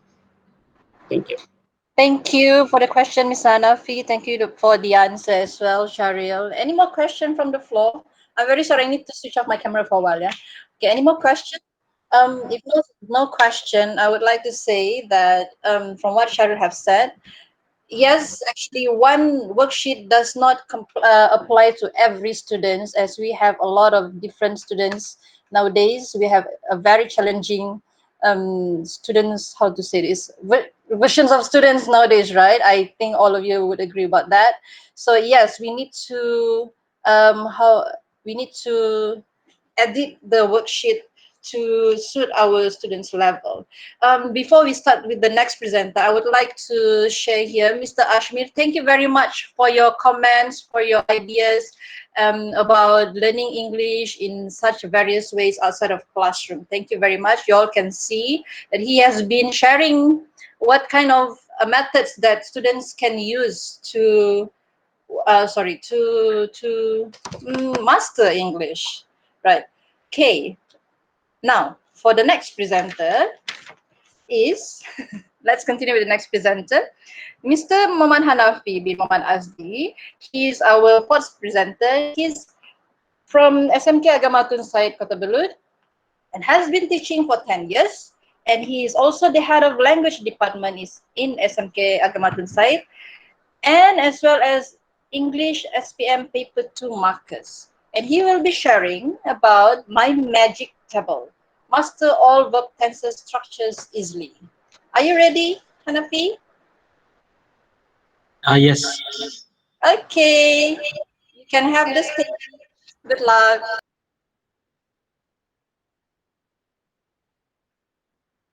Okay, Assalamualaikum and a very good evening to everyone. So today I will talk about a simple tip. I could say a simple tip, fast and easy guide for the students to master verb tenses structure. The problem with the students is that they usually learn verb tenses separately in a separate lesson. So there is not really a very detailed, clear guide on overall structure of all the verb tenses Therefore, it is very easy for the students to confuse one tense with the other. So in this magic table, it will allow the students to have clear picture of all the verb tenses structures that we have in English. Apart from the structure, it is also related to the structure of active and passive voice in different aspects of tenses. For example, if you write in present tense, for example, the sentence says Sarah plays the drum. When the students try to change this sentence into its passive voice, they will usually have some problems. So the drum is played by Sarah. This is the sentence written in the passive voice. And a lot of students will forget to use the verb to be, which is the word is. And they forgot to use the verb in its participle form. Therefore, the sentence will be grammatically wrong. So this is only for one tense. We have a total of 12 different verb tenses that we have in English. And we have passive voice for each of them. It's going to be challenging for the students to write the structure correctly if they do not know the structure. You see another example. Sarah is playing the drum. What is the problem here when the students change this active voice in the passive voice becomes 3 words. The verb will be written in 3 words. Is playing becomes is being played. Another example is Sarah has played the drum. This is past perfect. Sorry, this is present perfect. In the passive voice, the drum has been played by Sarah. So this is the problem that I want to highlight in this. This is the problem that the students have, and the magic table is the suitable method for them to solve their writing problems. So before the students can use the magic table, they will have to understand a few things. Number one, they have to know what's the usage of verb to have, verb to be. They need to know the basics of subject-verb agreement, and they need to also understand that every verb exists in 4 different forms: present, past, progressive, and participles. I call this as 4 P's because it's easier for the students to understand. When you say, what's the 4 P's for the verb? Then they will come up with different forms of the verbs. This will be very important for the students to understand before they can use my magic table. And in fact, this is like the basics of English, where everybody should understand. Okay, so how do you know that your students have this kind of problem? You will know the problems of your students when you look at their essay writing. You can detect the problems during your lessons, and you can also check the essay that they have in their examination. Usually you can see that the students will have these verb tenses structure problems when you look at their sentences in their essays. Another way to identify the problem is through diagnostic tests on verb tenses. So the solution is my magic table. For weaker students or less able students, this will become remedial activities for them to fix their problems. For advanced students, this will become enrichment activities for them. So this activity will cater to both category of students, less able and more able students. Okay, so the approach for this magic table is differentiated learning. Okay, so basically this is my magic table. If you look at the slide here, we have 3 main tenses that we have in English. Present tense, which talks about the present, what happens in the present. Past tense, which talks about what happens in the past. And future tense, which talks about what will happen in the future. All of these tenses will be further divided into 4 different aspects, which are simple, progressive, perfect, and perfect progressive. So if you look at the numbered boxes, number 1 until 12, these are all the verb tenses structures that will be written in active voice, number 1 until 12. And the boxes which are not numbered, these are all the sentences which will be written in the passive voice. So if you look at here, it's quite complicated if the students learn verb tenses structure separately. It's gonna confuse them. So when you have this one page magic table, it will allow them to have a mental picture of what's going on with verb tenses. All the verb tenses are here. You can see the differences as well. How to remember all of the verb tenses structures? Quite easy. You just have to use your fingers. Okay, for your thumb, jari, your thumb, uh, it represents the three main tenses, which are the present tense, the past tense, and the future tense. The other four fingers represent simple, progressive, perfect, and perfect progressive. So let's say you want to talk about present tense. How many aspects of present tense do we have? We have four aspects. So we have present simple, present progressive, present perfect, and present perfect progressive. So that's a total of four aspects. You can repeat the same cycle with the other two tenses, past tense and present tense. So in total, we have 12 different verb tenses. So these are the helping verbs. Before you let the students do the practice for my magic table, it is important for you to let them understand the concept of helping verbs. Verb to be is MR, was, were. Verb to have, we have has, have, and had. And you also have four different forms of all the verbs that we have in English. So these are some of the examples of the verbs or action words in their four different forms: present tense, past tense, progressive, and past participle. And this is the general rule. Don't worry, it might be complicated at first, but if you look at the examples, it's going to be easy for you to understand. So this is basically what the students need to understand: the structure of the verb tenses, all put in just one page. So when they are writing about a specific tense, they know which box they need to refer to get their structure correct. For example, this one, present simple active, refers to this box. Are you seeing what I'm seeing? This one, what is the verb tenses? What is the verb tense does it refer to? Mr. Awang, can you tell me what's the verb tense? It's past perfect. Okay, we have both active and passive. Which one does it refer to, active or It passive? refers to past perfect inactive. Yes.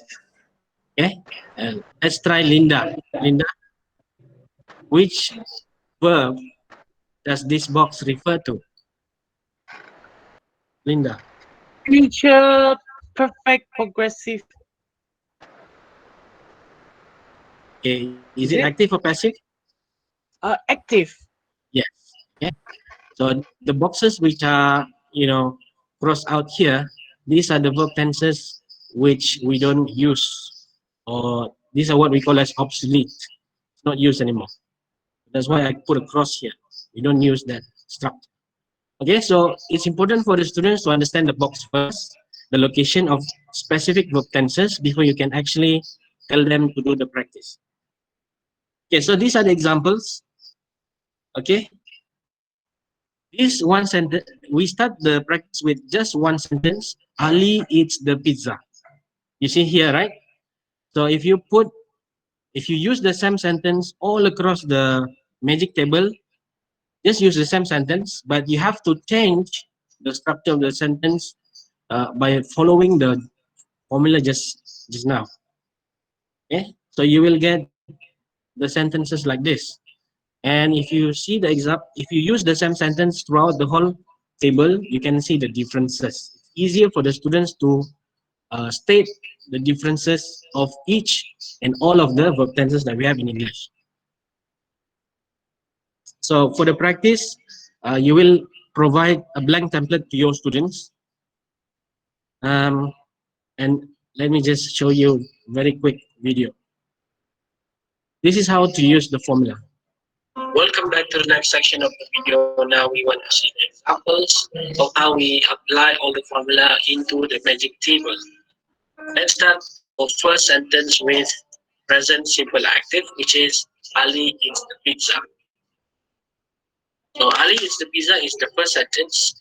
We will use the same sentence throughout the whole table, and let's see the difference in terms of the structure. Present simple active, Ali eats the pizza. Present simple passive, pizza is eaten by Ali.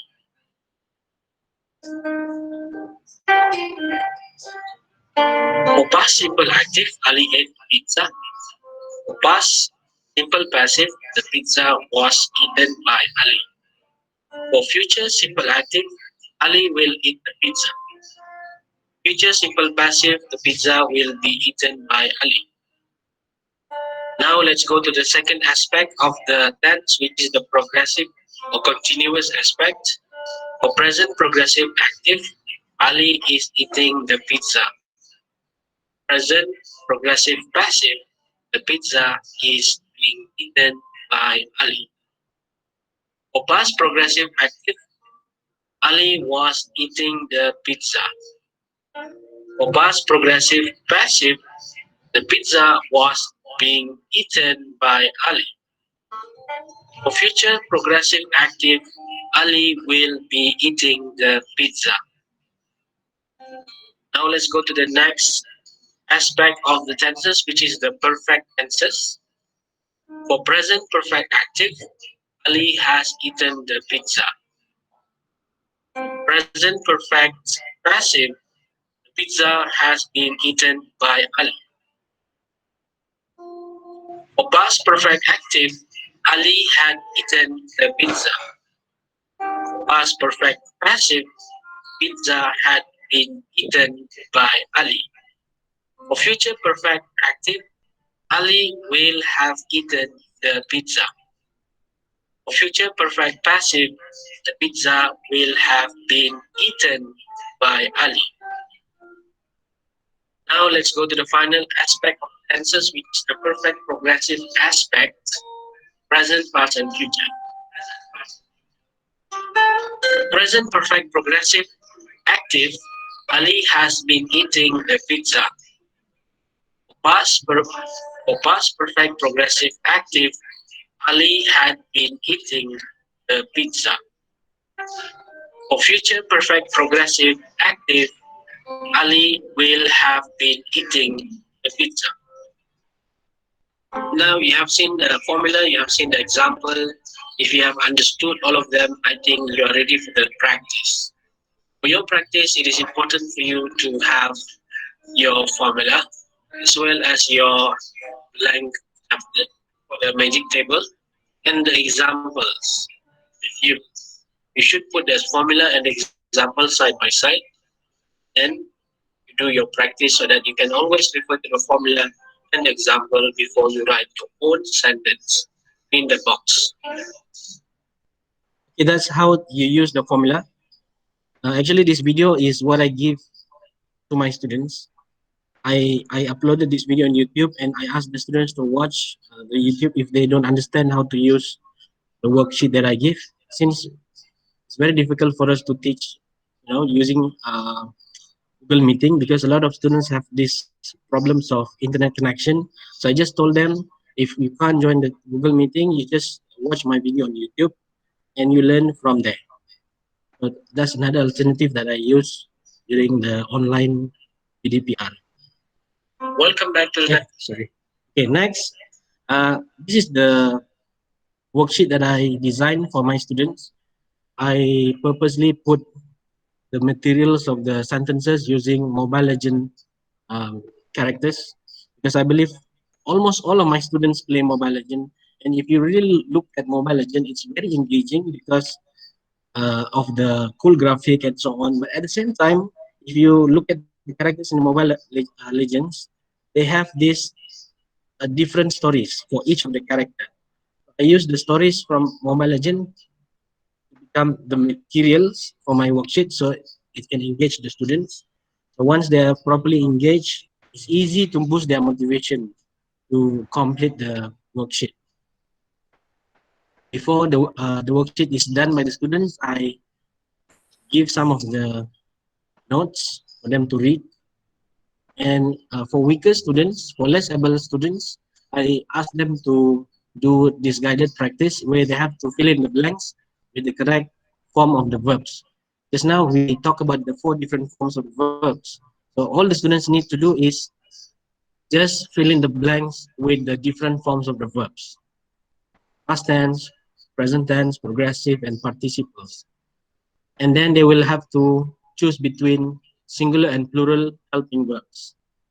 For more able students, they can answer level 3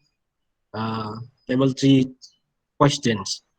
For weaker students, they can start with level 1. Once they are progressing well, they can go to level 2. If they are very confident with their performance and they get all the correct answers, they can proceed to level 3. Okay, so this is level 1. The work I ask my students to do. Level 1 is quite easy because it's a simple sentence. This is level 2, and this is level 3. You have a complex sentence written in all aspects of different verb tenses. Okay, so the impact is the students can write active and passive voice in all different aspects of verb tenses correctly. It will improve the quality of their writing, and it will definitely help them to increase their marks for essays, especially in SPM examination. Okay, so that's all from me. I hope I didn't exceed the time limit. Okay, so you can watch the full video on YouTube because I also have my own YouTube channel, and you can get the worksheets in the description below the video, and also scan for this what do you call it? The link for the YouTube in this barcode. Thank you very much. Thank you, Hanafi. Even though you have exceeded the time. So for those who want to have a copy of the worksheet, as Hanafi has shared just now, you can just go to the link, or maybe he can post the link in the chat box so you can copy the link, right?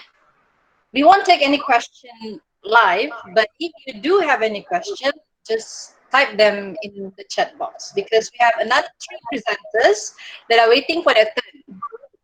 Is that okay, Hanafi, if you don't accept question? Yep. Okay, good. So let's continue to get the ball rolling. We are not going to stop now, no break. Our next presenter, I hope he is ready. Our next presenter is from SMK Pekan 2, and he is Mr. Charles Minik Laman. We call him Sir Charles or Mr. Charles. Are you here? Are you there? Oh, Mr. Charles is ready. He's been ready, I think, since 2 o'clock. He actually has a teaching experience of 24 years. My goodness, 24 years. He is the head of English panel of SMK Pekan 2 Kota Belud, and he will be presenting Reading and Writing Parrot. Very interesting title, Parrot. Okay, you can start now, Mr. Charles. Good luck.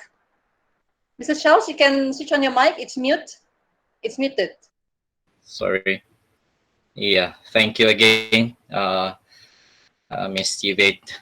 Good afternoon, everybody. I guess I'll just go directly on my presentation.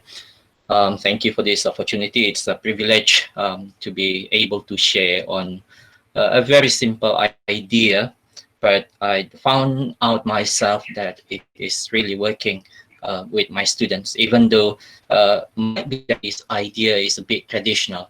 All right. So reading and writing parrot. The original idea is not from me actually. It's from another teacher, English teacher, who had been helping us in our answering technique workshop years ago. He is Hasbullah. Okay, he'd been working with very weak students, and he'd been sharing in that particular session.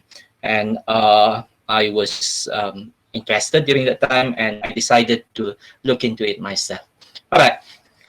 I might not be able to go in details, but I do hope that the general ideas will be understood. Okay, all right. Um, Reading and writing parrot activities are targeting to assist students to prepare for the SPM exam. Okay, as for summary, particularly the reading and writing questions in both paper 1 and 2. Okay, and if we look into the name, I just, I had to find a name on it. Okay, so it's derived from one approach of teaching and learning, which is the talking parrot. And we know that when it comes to parrot, what comes into our mind is something to do with imitation.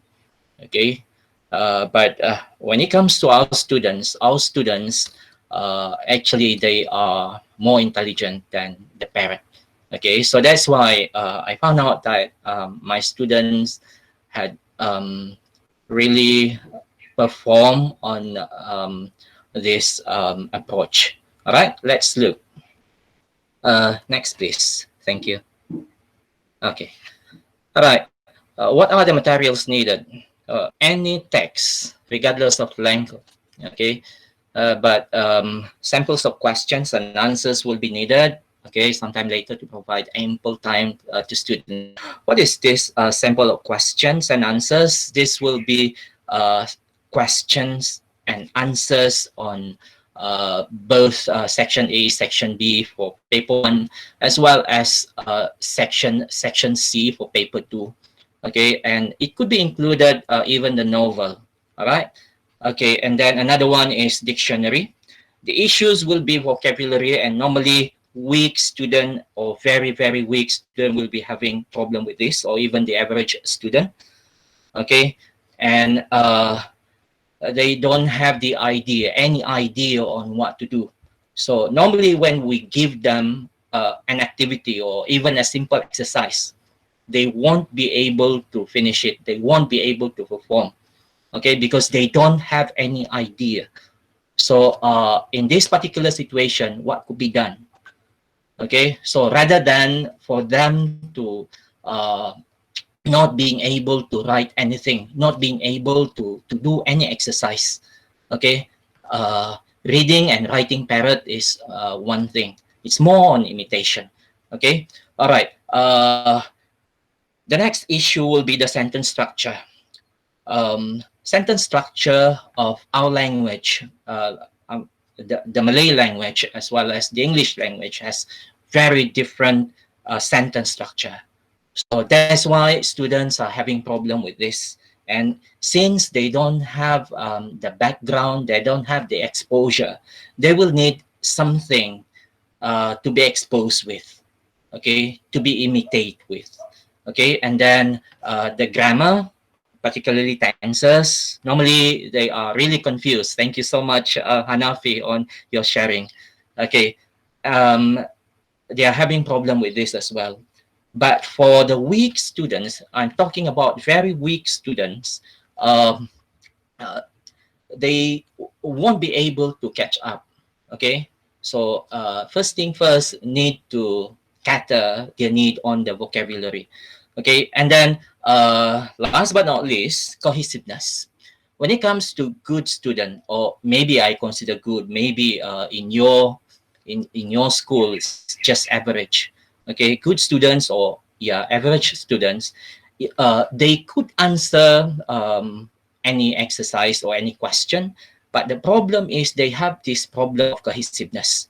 Okay, so when it comes to cohesiveness, it's because they are not aware. Okay, because I found out that for my students, seems like they form their own writing style, if you know what I mean. Okay, they had formed their own writing style. So no matter how long or how we discuss or how we explain on particular things, like for example, I'm talking about the simple, the compound complex sentence, as well as the compound complex. Okay, no matter how we try and help them, okay, they have this tendency, to write with their own writing style. Okay, I noticed like several of my students, yeah, several of them really like to use the suffix ing, even though it's not suitable.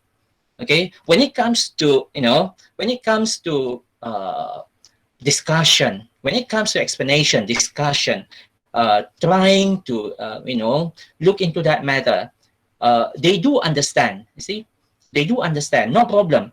And if they are given any exercise like filling gaps, completing incomplete text, they able. But when it comes to them, you know, to really produce their own writing, they will tend to stick to their writing style. Okay, that's a problem. All right, so let's look. I hope I have enough time. Sorry. Can we go on, please? Next slide, please. Yes, you still Okay. have around 3 minutes. Sorry. Okay. I'll just read on then. Okay, the sample activities. The first one is identification stage. Okay, the objective is to identify students' level. So normally I will do this. I'll provide this when they are in my first class. Okay, if they are in Form 4, and then I'll give them this identification stage. And then if they are in Form 5, okay, first time meeting, and I'll give them this. Okay, to see what is their level.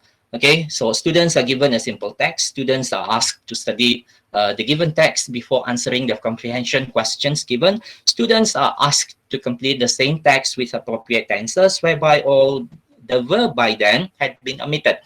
Okay, so the first exercise is a bit tricky to them, actually. They will look into it as a bit simple. Okay, but then, okay, next slide, please. Thank you. All right. Okay, this is the sample of text, a very simple one. Next, please. Okay, and this is the question. These are the questions, very simple as well.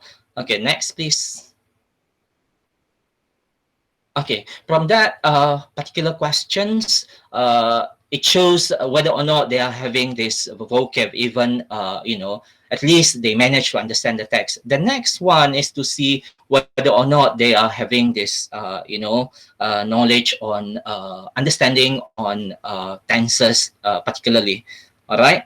Okay. So so far, there's no student who managed to fill this correctly. I mean, all get to, you know, all correct, get all correct on this particular exercise. Okay, I gave them the first, and then they thought, okay, it's like very simple, and then I gave them this. Then even the good student will miss like one or two. Okay, and it shows that their understanding on this. And when it comes to the real what do you call outcomes, the real writing on their own, they will tend to have this particular problem. Okay, so next, please. Thank you.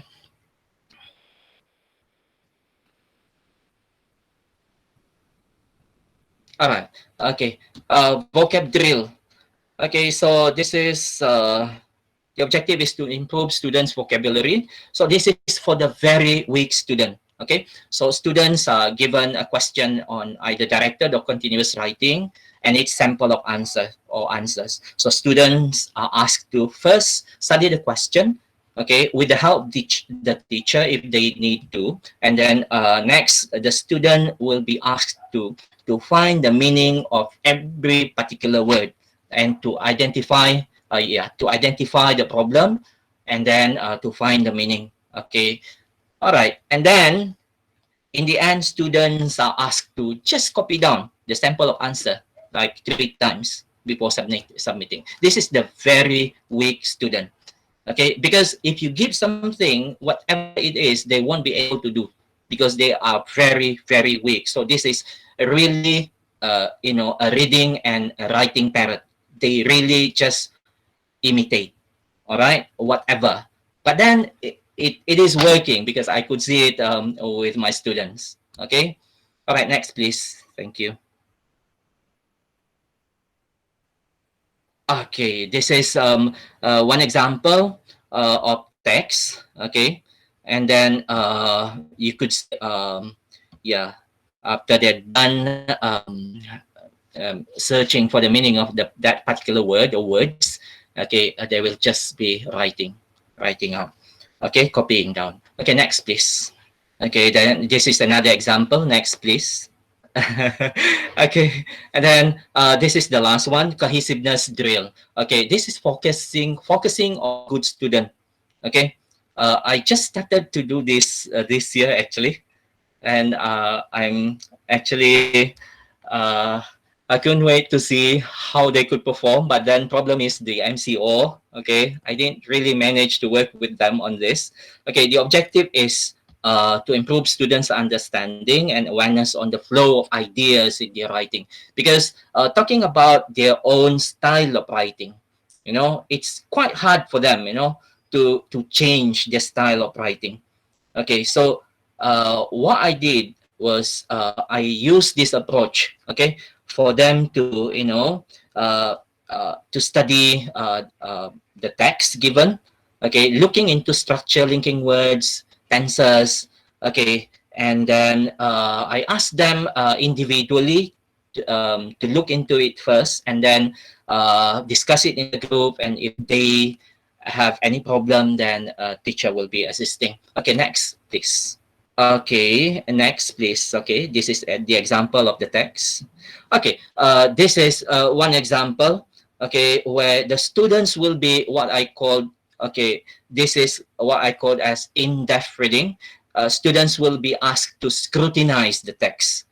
Okay, scrutinizing the text.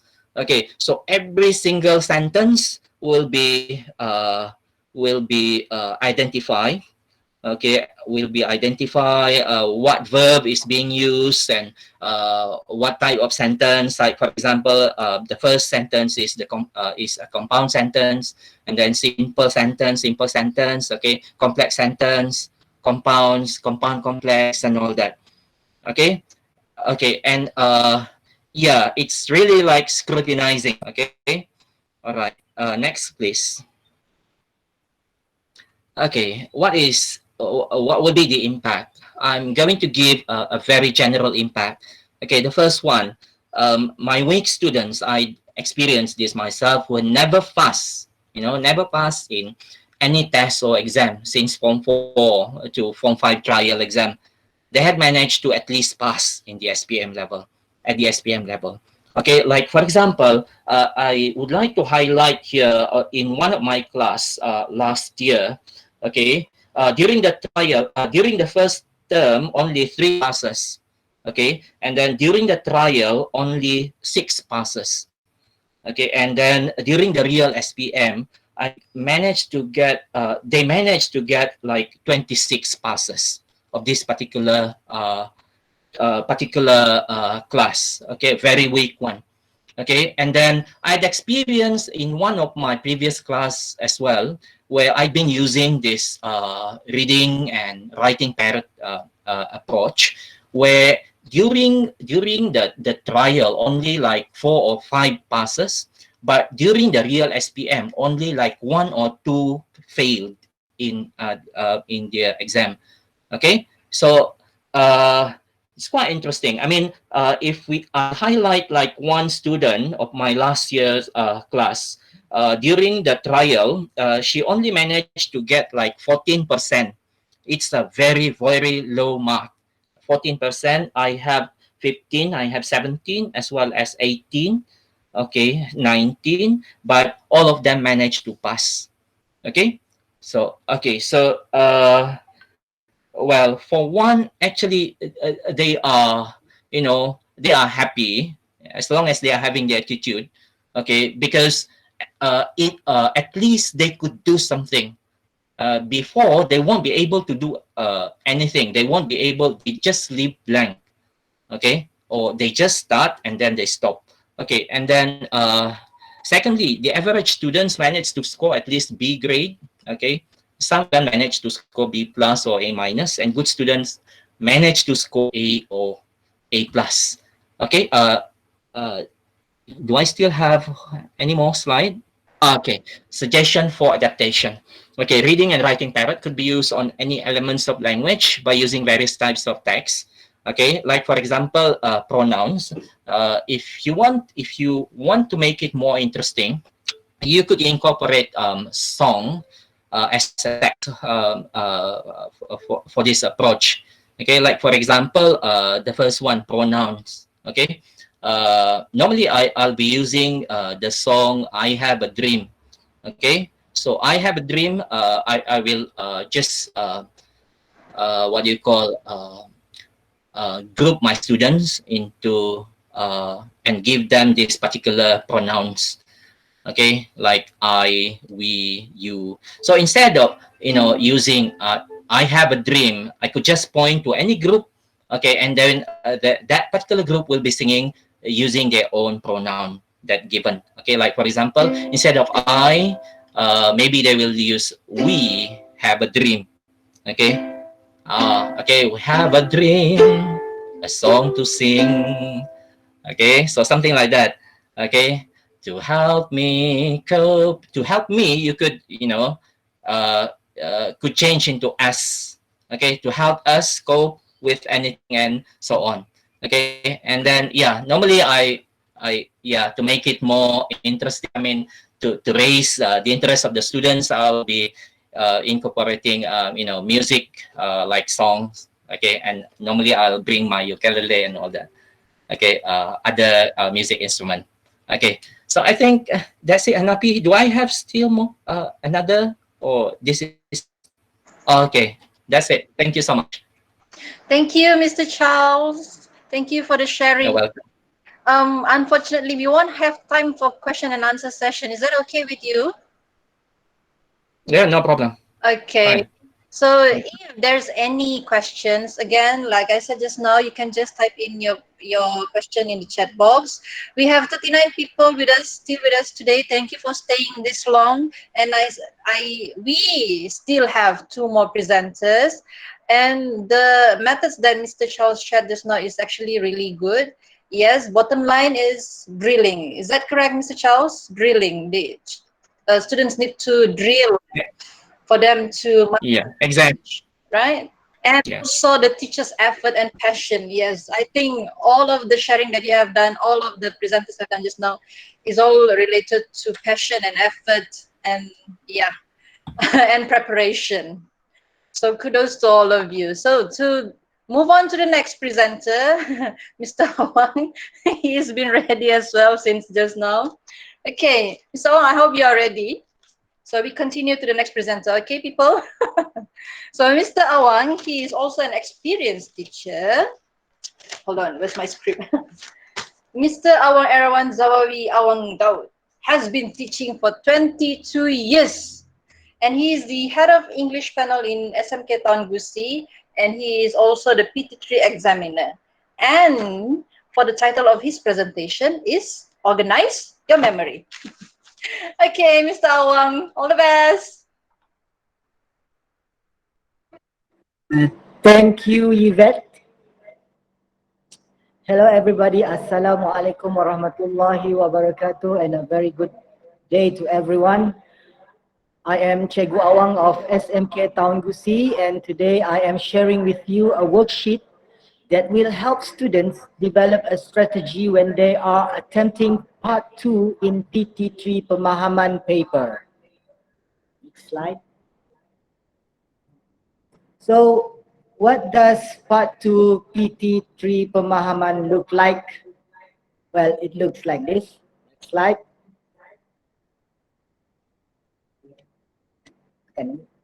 Yep. It is presented in this format. The underlined words are errors, and students will write the correct word on the answer sheet provided. Press enter one. That's it.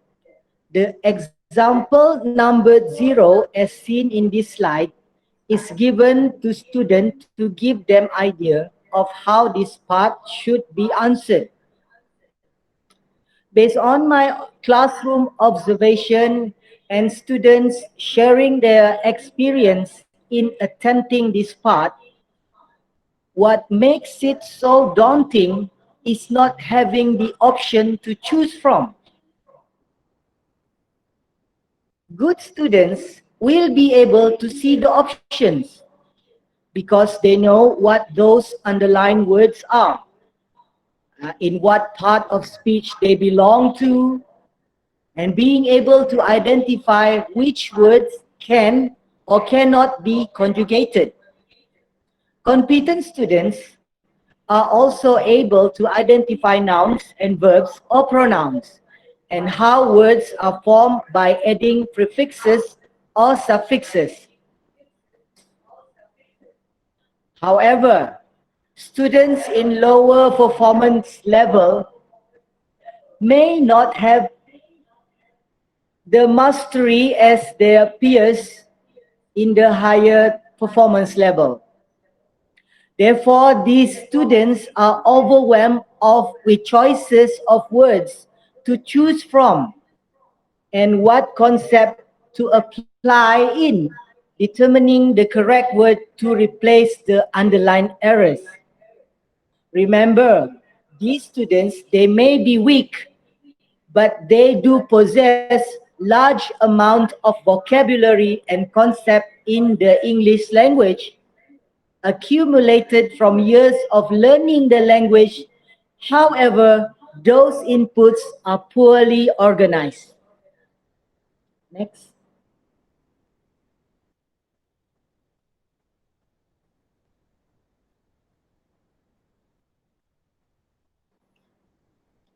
So, part 2 of PT3 pemahaman is hard for lower performance level students because they can't see the options.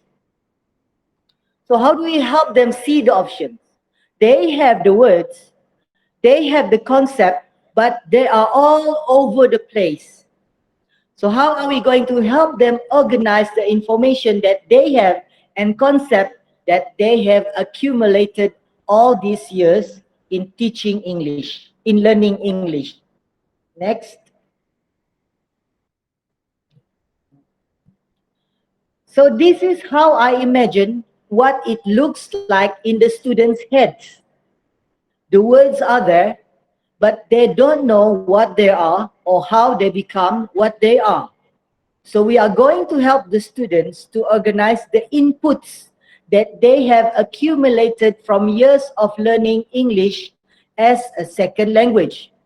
The broken links or misconception in the students' knowledge of learning English as a second language will be another paramount issues to be fixed. Next.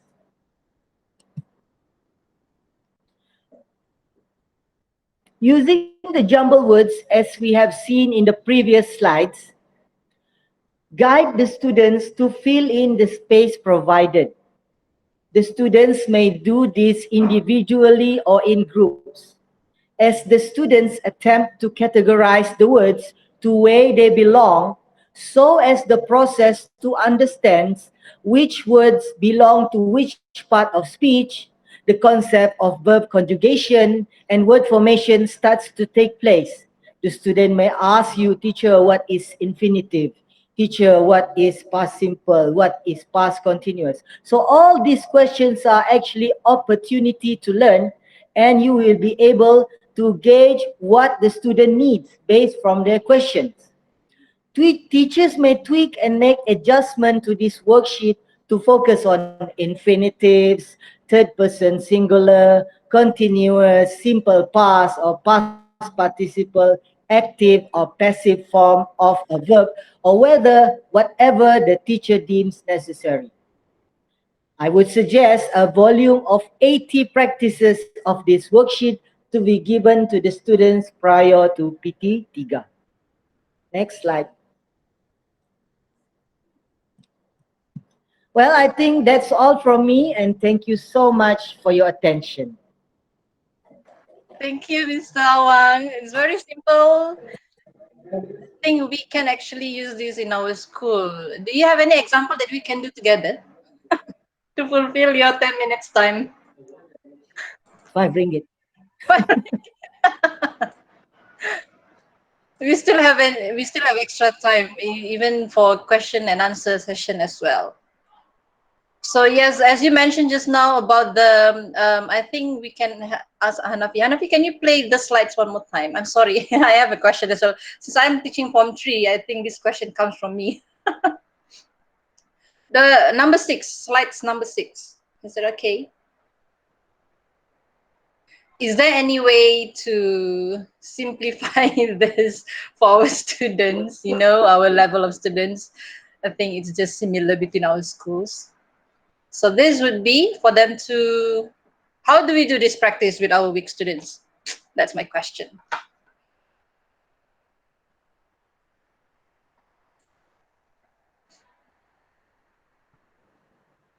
Okay, if we want to use this worksheet for a weak student, first of all, if you look at the sample that you, Hanafi, can you reverse to the part that shows the categorizing of verbs, of words? The next slide. You may simplify it here. The other one, the next one. This one. The part where yes, previously that before that boy. Yes, this one. Okay, so what you can do is don't have too much item in that part, because when you have too much item, it can be scary for the students. Maybe you can start with nouns first, because actually this part 2 is very simple. For example, it will underline a noun in singular, but the correct word is in plural. So actually there's just one option. However, it will be more challenging when the option, when the word underlined, the error is in verb, because you know verbs are conjugated into infinitives, third person singular, continuous form, past participle, and continuous. So from there, you may tweak a change or whatever you think is necessary to make it relevant to your situation. I see. Thank you very much. So instead of using the question set in itself, we can put it in a slide or make it simpler with pictures or images for them to use, right? Inshallah. Yeah. Okay. Any more questions from the floor? I don't think we have any questions. I've lost count. Go ahead. I have a question. Okay. Syaharil. Go ahead, Syaharil. All right, so my question is, sometimes when I want to teach grammar explicitly like this to student, it always makes me feel so nervous because I always think that maybe it's too difficult and complicated for the students. So do you have any like suggestion or tips or idea or advice for me so that maybe I will feel better, much better when I teach grammar? Well, for start, I will not say that I'm teaching grammar.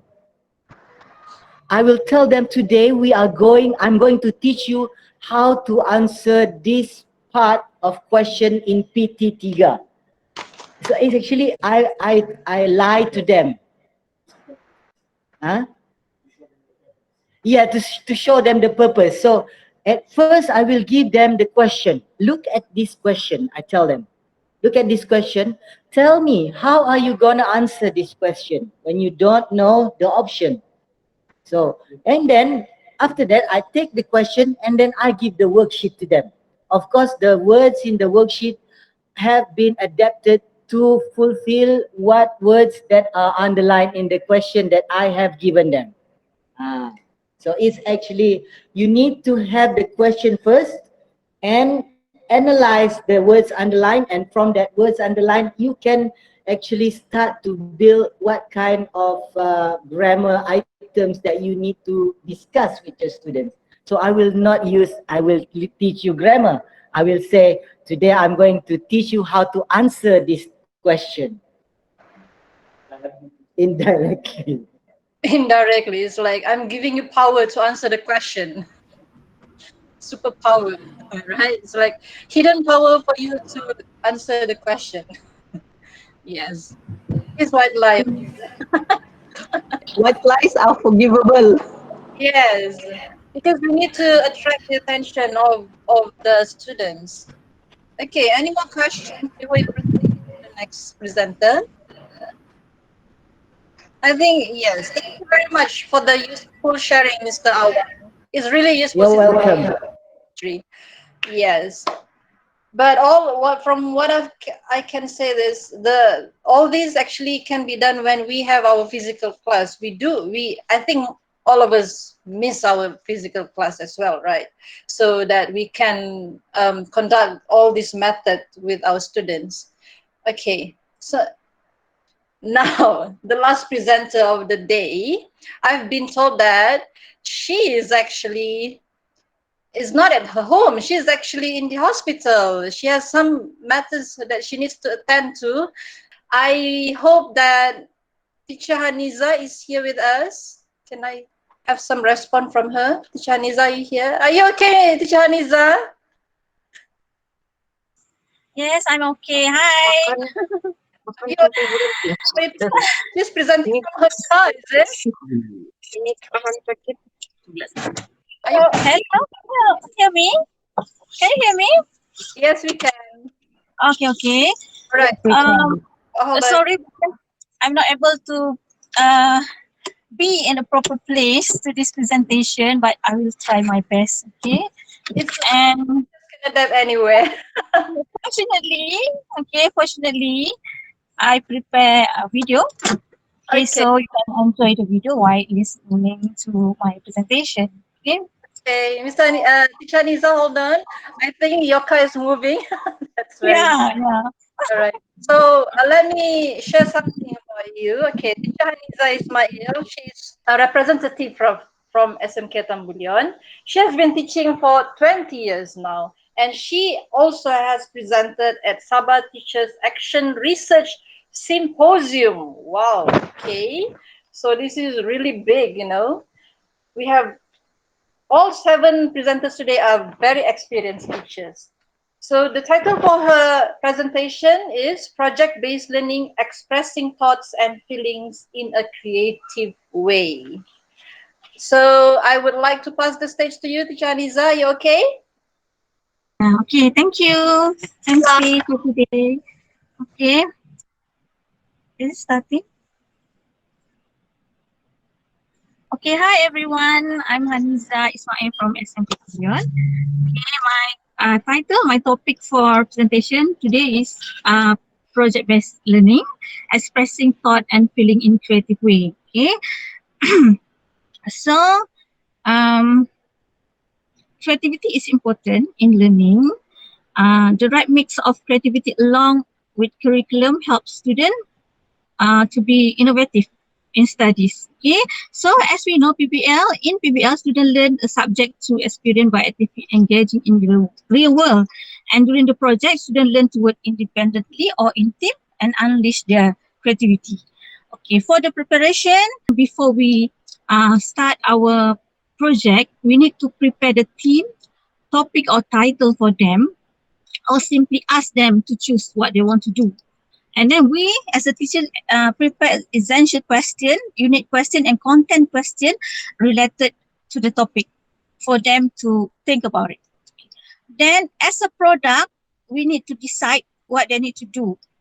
For my project, I asked them to make a video and also a report, as well as PowerPoint presentation that put everything what they did during the whole process of the project, include the step, okay, pre, while, and after, the material that they use, also the challenge, the weakness, and the strengths in the project. So the mission is, this is the mission. So they need to predict what happened to Lulu and create a meaningful ending for the story. Now, I will share with you the video made by my students. I choose 2 I choose two of the video, so please enjoy. Ready.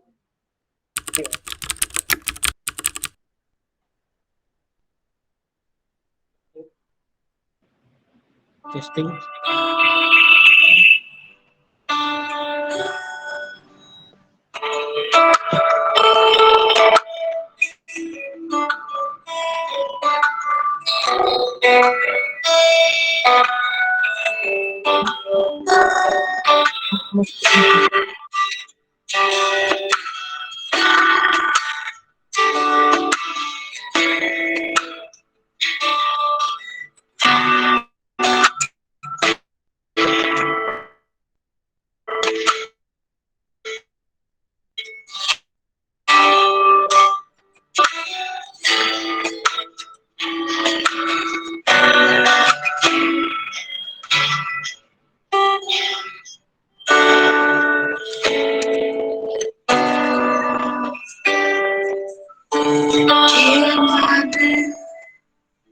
Lost bears the sweetest name.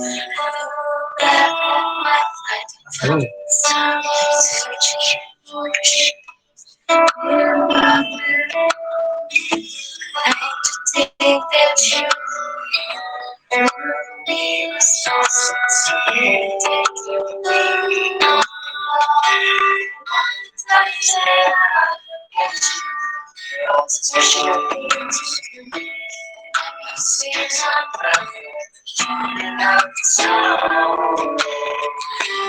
Rather my friends to you, you are always here. And it's hard to come away. You wasn't trying to hide my day. Here I go.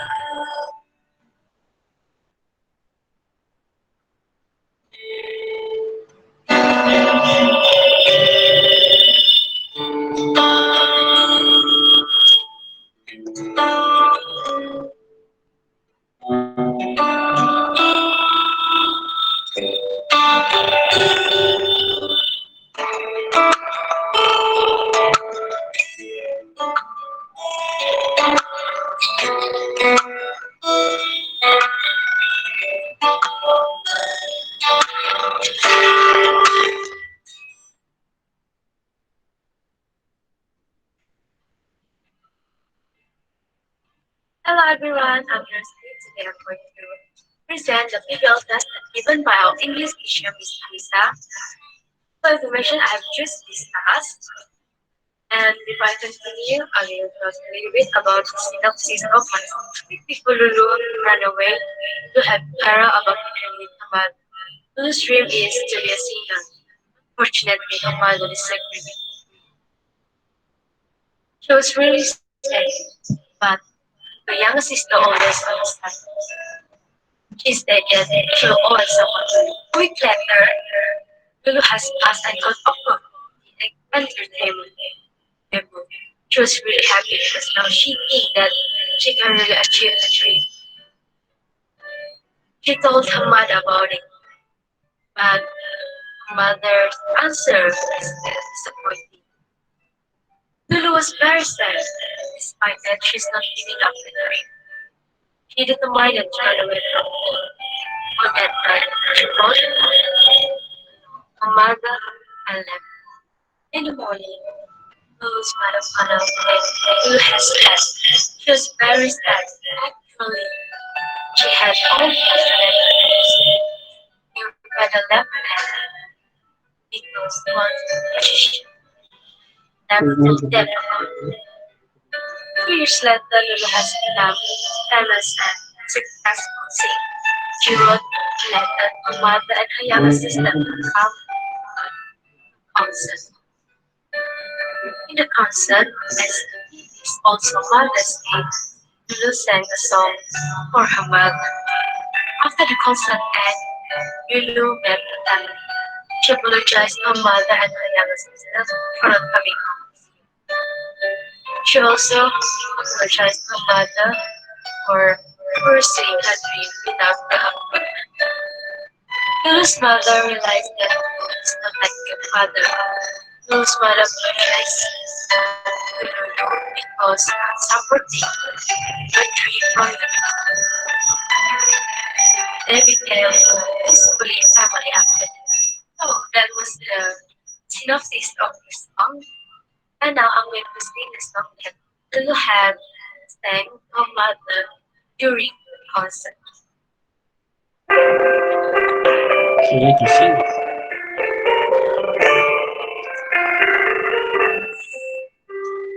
Love for me is unconditional. I know it's really true.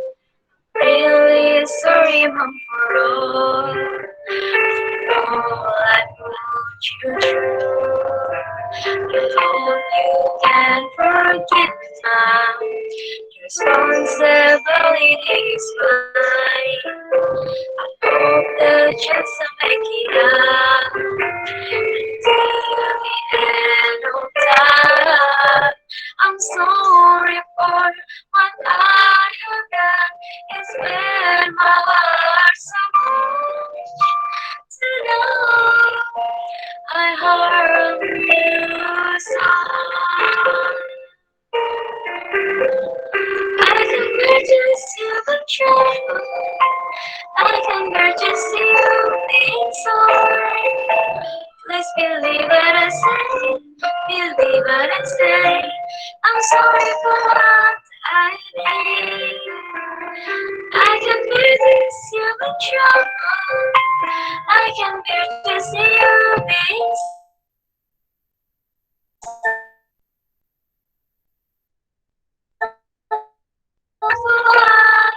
sorry for what I did. So that's all from me. Thank you.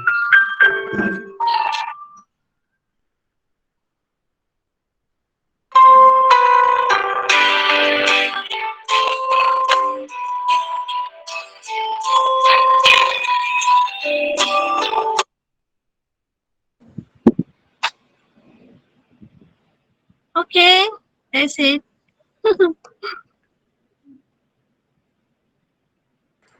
Okay. Is that all, Miss Anisa? Anything Yeah, else? that's all. That's all.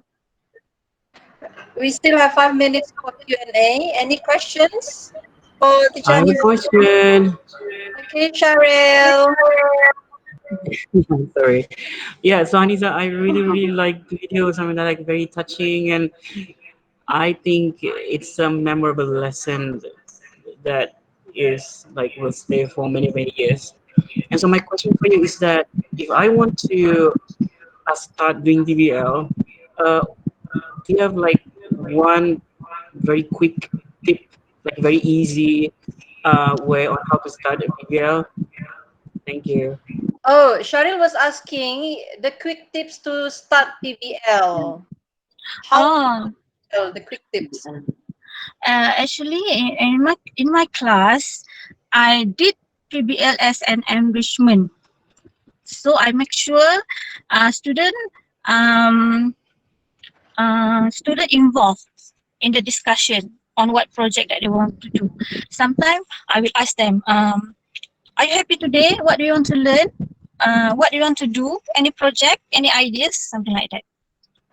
I involve them in the discussion. I see. Meaning to say you ask opinion from your students, right? Instead Yes. of giving Yeah, the yeah. It's from them actually. They want to do it.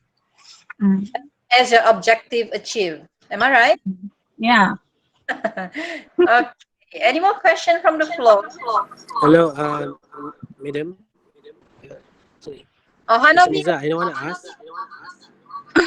do you give freedom to your students to choose the project that they want to do? Is Yeah. it like that? Yeah, like that. I ask them what they want to know, what they want to do next. Because sometimes they feel stressed, and we want to do something interesting and make them happy and enjoy study. Thank you, Teacher Niza. Hanafi, you can stop presenting now. I think that's because that's why we have echoes just now. Okay. So that was our last presenter for today. That's the first batch of presenters of Idea Factory today, the first ever, the pioneer batch. Yeah, people are clapping. Yeah, clap, clap, clap. Yay! Congratulations. Another question from Madam Teresa. What about weak students? What about weak student, Madam Teresa, before we end the session? Is it about the PBL? Okay, so maybe Madam Teresa is referring to weak students who doesn't want to get involved with PBL. I think Chaniza can reply the question in the chat box. Is that okay, Madam Chaniza? She's asking, since she gave them freedom to choose the topic, what about students? Madam Chaniza? Yeah. Read the chat box. The questions ask about which students. If you give freedom for students to choose the question, choose the topic, or choose the method, how about the weak students? How can they cope with the work? I'm not sure if I'm Okay. We give them freedom, but we still control any ideas that we guide them all the way. As a facilitator, we need to guide them from the beginning until the end. Yeah, that's what I have learned from all the presenters today. They showed patience, preparations, effort. All these three things are very useful in terms of helping our students. That's my opinion. I'm not sure if the rest of the teachers agree with me. If you don't have any preparation or effort or patience, I don't think we can help our students. I actually am very weak in that terms. Sometimes I give up easily, but seeing all these presenters sharing their best method, best practices in helping the students, this actually give me the spirit's help. Wow, spirit. Okay. That's the end of the Idea Factory. Thank you to all the presenters. I'm going to pass this stage to our closing MC, which is Miss Rahima. I hope Miss Rahima is ready. Certificate for presenters, that would be Rahima's job. Okay, Hanafi. Okay, Rahima, where are you, Rahima? Hi, hello. Okay, Rahima, over to you. Signing off. Okay, thank you. Bye. Wow, that's very interesting. Well, it seems that we reached the end of our Idea Factory presentation. Thank you to our presenters for sharing their teaching methods that most of us can apply in our daily lesson. Thank you to Mr. Muhammad Fadzli bin Abdul Rozan, Mr. Mokilauruddin, Madam Genevieve Wong, and Madam Catherine for attending since 2 p.m. Thank you for still staying here. And before we go, there's some certificate that we're going to present to our presenters. So we start with the first presenter, which is Miss Lynda.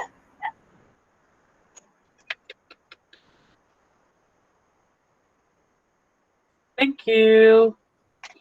Okay, and then our next presenter will be Madam Carol. Yeah. Next will be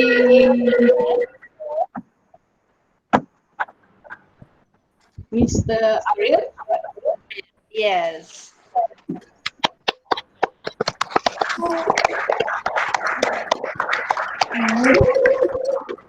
Then we will be calling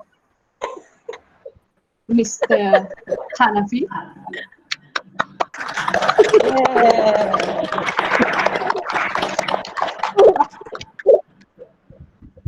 Next will be Mr. Charles. Yay, congratulations. And Mr. Awang. Yes,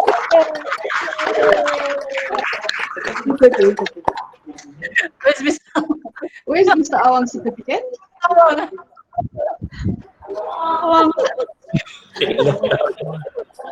You will be sad if there's no certificate. Alamak. Alah. Yeah. Eh? Oh, maybe in another folder. Yeah. All right. Surprise it, yeah. And last but not Surprise least, it. Madam Anissa. Anissa. Yay! Yay! All right. For participating. A reminder to all the participants to check out for the SPLKPM certificate. And thank you for joining this first iDEAFACTORY. See you again at the next iDEAFACTORY events. But before we end this, can all of you switch on your camera? Let's take a simple screenshot of picture. Right. Before we take a picture, can I say something? I would like to applaud to Mr. Ashmir from SMK Arshad. He's been a very active participant throughout.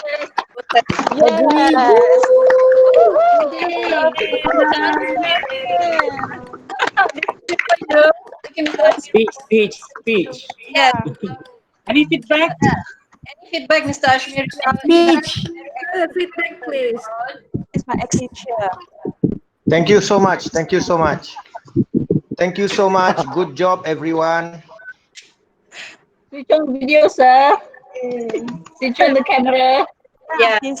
Thank you also, guys, that have shared in the chat box. Yes, we really hope we can use all the matters that you have shared. Okay, I think we can take pictures now. Okay, everyone, ready?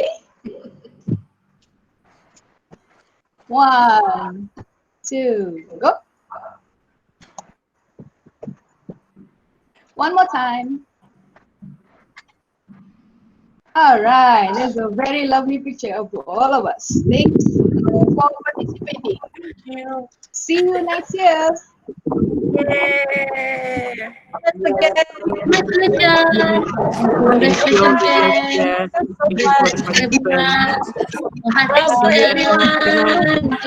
you, Parrot, for joining us. Wherever you are. Thank you, Mr. Hanafi. Thank you, Okay, everyone.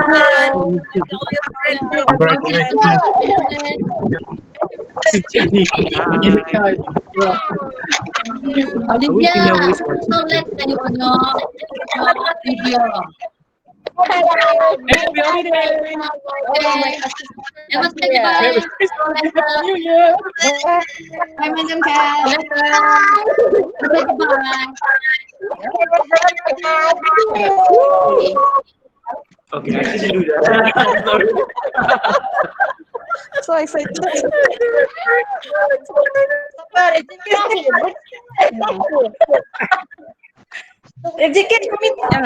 Maybe Madam Genevieve want to say something before we end. Yeah, thank you very much everyone. Thank you, presenters. Thank you, our PPD for joining us from the beginning until now. Thank you very much for your sir. Great, sister. Very good job. Next year will be expanding. I'm sure you can be the organizer for, state level or at inter-district level. Kan, boleh kan? Yeah. Actually, we already just now a little while of like international levels in YouTube, but because of somebody hacked the YouTube channel, so that's why we have to stop the live streaming. Actually, we did that. Yeah, because No problem. because actually I have shared the link to the SISC Plus for other districts as well, and then they have already told their teachers to join us. So many saw the messages, the very not good words posted in the YouTube, so we have to stop it. Okay, no problem. I think what we can do is you can share this recording. Yes. The link to Google Drive, this link of recording of our program to all our friends. Yeah. Okay, can share it can share to me. You can share to Japan Sabah group with PPD and JPN. Also all the PDBs and PPD all over Sabah. Okay. Okay, thank you, sir. Thank I you very want much, to promote you all. I want to for your promote you all. support. Tapi jangan lari nanti. Thank you. So after this, Okay. all the presenters and the committee members will have a celebration, and Yeah, why? and Why do you want before to the celebrate? holiday, we have to celebrate this before the holiday. Yeah, okay. Sure, All sure, right, sure. thank you. Okay, thank you. Thank you, Take care. everyone. Thank you, sir. Is Syaharil still there? Mr. Syaharil Okay. still there? Syaharil, are you still Can you here? hear me? Syaharil? Syaharil? Can I say with you something? Sure, Mr. Wong. Yeah. Uh, well, you know, in our school, sometimes when we having conversation with our students, and sometimes unexpected, the students may be speaking incorrect grammar. Should we correct them simultaneously or immediately? During that time, we just teaching them in the formal classroom, because we we try to correct even the students, and they feel little embarrassed or feel shy. So what do you think, Cheryl? So what are you gonna do with that? Should we correct them if they're speaking incorrect grammar during conversation? Can you hear that? Did you hear that? Yes, we do, sir. Yes, we do. Yeah. So they are thinking of ways to reply to your question. Syaharil, Yeah, can you? I'm listening. I'm listening. About correcting. Correcting grammatical errors on the spot during conversation. Yeah, understood, sir. Should be correcting them. Mr. Maulane, Yeah, Molan. for me, I would not suggest, and I am not agree with correcting the students' mistakes at that time, especially when they were trying to speak, because we are encouraging students to speak, to learn the language. If they always been corrected, then it will end up that we are demotivating the students. So it's good for them to have a start. It's just that maybe we can show models. Okay, we model it. We tell the students, not to tell them their mistakes, but maybe we can get their idea and then speak in use another sentence, so that the students will not feel embarrassed. So next time they will keep on speaking in English. Well, thank you. That's from me. Over to you, Syaharil. Yeah, thank you for the question. If I put it correctly, it's about correcting students, right? Yeah. So I would say, I mean, in my own practice for all these years, I don't or never or try not to correct students on the spot, especially like on their face. If it will actually harm their self confidence, so it will like scare them. Like it can be like one of the like traumatized experience of trying to say something to a teacher and the teacher is like correct you on your face. I don't think I want my teacher to do that to me, so I don't really do that.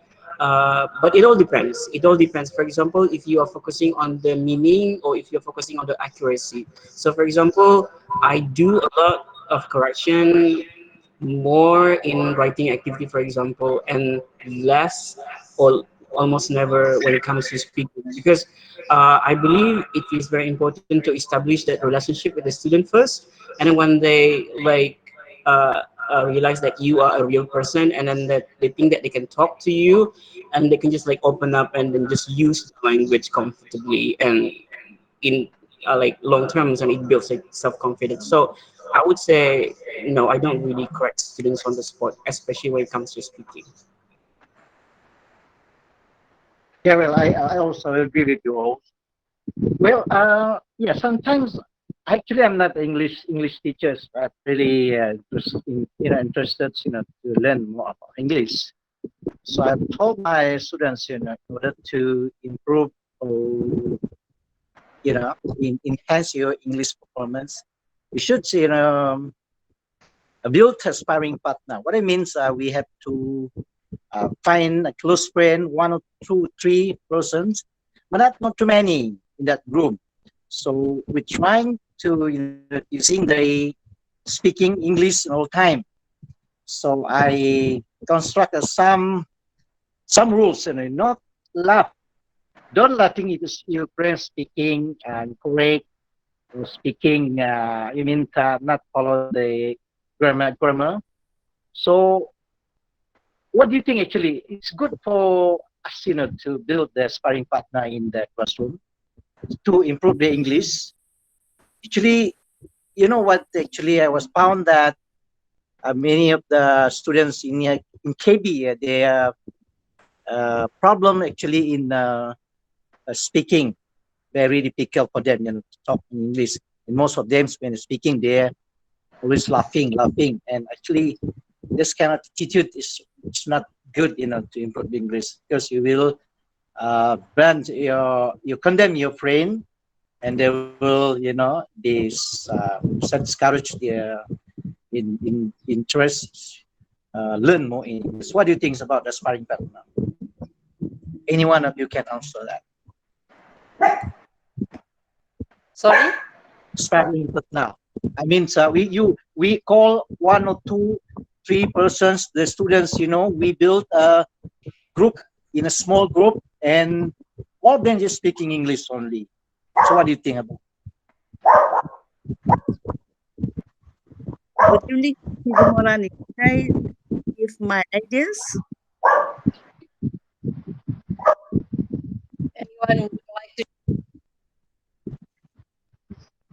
Anyone would like to share, maybe, or to reply to Mr. Molani's comment? I would like to say something. Okay, regarding, because yes, when it comes to speaking, one of the issues, another issue is like students tend to like teasing their friends, like talking in English, and some not insulted way, but you know that you even you wanted to speak, but when your friends are doing the teasing and everything, they tend to lack of they don't want to do it because they don't want to lose their face, or they don't want to be teased by their friends. So what I came up with, we have to create a safe environment for the student to speak up. So I do remember I do this with my PSV students, which is weak students. Okay, there were few mischievous kids that always like nerve my and then I will remember we were talking randomly. I only use okay, you can speak English with me, and I get ready a chocolate bar, and two of them was competing speaking English with me, and I have to select one of them who speak the most to get that chocolate bar. And it does encourage them when you have the most mischievous kids are talking English with you, the other will tend to follow as well. Although it's very simple words, but we do encourage them. So one thing is, as a teacher, we need to create a very safe environment where they won't be judged, they won't be that's a problem in KB, especially in our school in Usukan. So this year I also done a video of speaking with them, with the Form 4, where I asked them to role play one of the character in the full bus in the full bus chapters module, where they have to role play as a secret shopper. Okay, so they would do a 1-minute video all by themselves, and they send it to me PM, and it works. Out of I was struggling at first, but with the guidance and with patience. Your patient, you must have that one drilling, okay, and help them, okay, give them the chance. Even they make mistake, help them. I encourage them to write, and I will correct them in writing instead of when they talk to me and I directly, okay, you cannot say like that, you cannot say like that. That directly face to face condemning, they will have lack of confidence. So far that's to promote them to speaking. Yeah. It's like we're trying to looking down today, when we try to correct them while we're having conversation with them. I agree with you, Lynda, because I was experienced, having conversation with English people. rounds of 3 to 4 hours, and even spoke incorrectly. He never show laughing and never smile, but he always shows a very serious face in me. It's very nice, and I feel very encouraged, when look at him, never smile, never laughing. Even we spoke incorrectly, while having this conversation with the people. Thanks, Lynda. Oh, Thank okay. Thank Yeah. you for the question, Mr. Maulani. I think it reached 5:10 p.m. already. It's only. I think we need to Yeah. end the session. Sorry for this little interruption. Okay. It's okay. Not a problem. Okay. Sharing session. Again. Okay. So if you have any more sharing you want to do, you can just you can share with your teachers at your school about this. Okay. Thank you, sir. Thank you very much. Yeah. Just trying to make the the what we call the programs. When we join, so feel proud. Many people join and more interesting. Thanks again. Yes. Thank you very much. Thank you, Okay. sir. Right. So I think my job is done. Suddenly got extended. Anyway. Okay. Well done, everyone. I think we can stop here. It's already 5:11. Yeah. Okay. Okay. Bye. Thank you, everyone. Well done. Well done. All the MCs, all the moderators, the presenters. Well done. Thank you, everyone. We have a midterm. We have a celebration.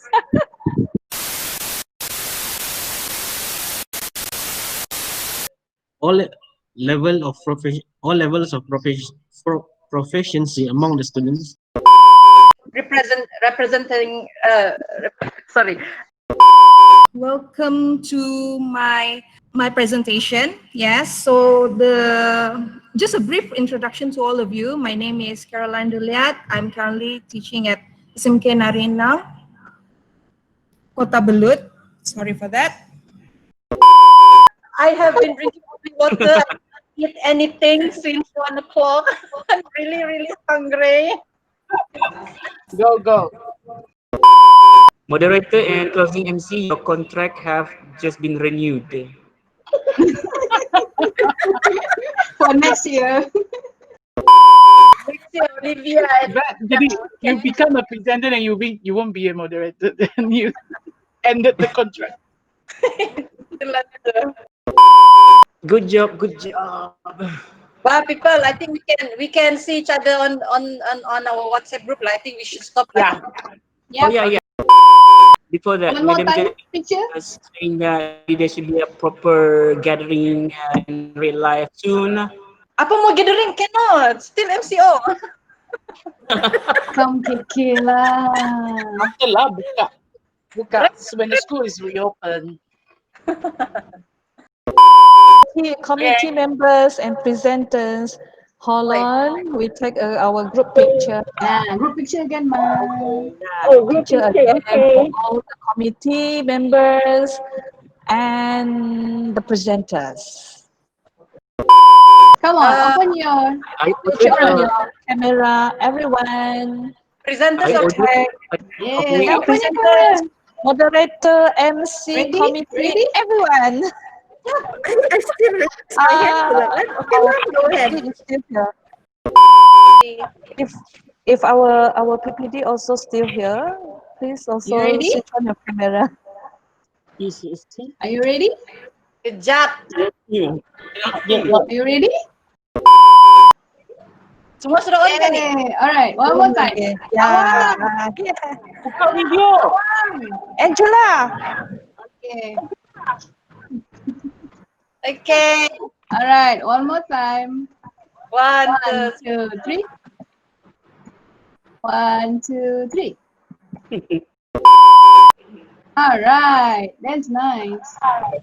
Thank you Thank you everyone. everyone. Boy, Syaharil, kau punya kue itu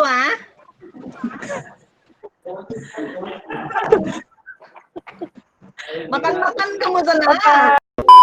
Awang lagi mengunyah. Awang dari tadi makan. That's Hanafi. Time.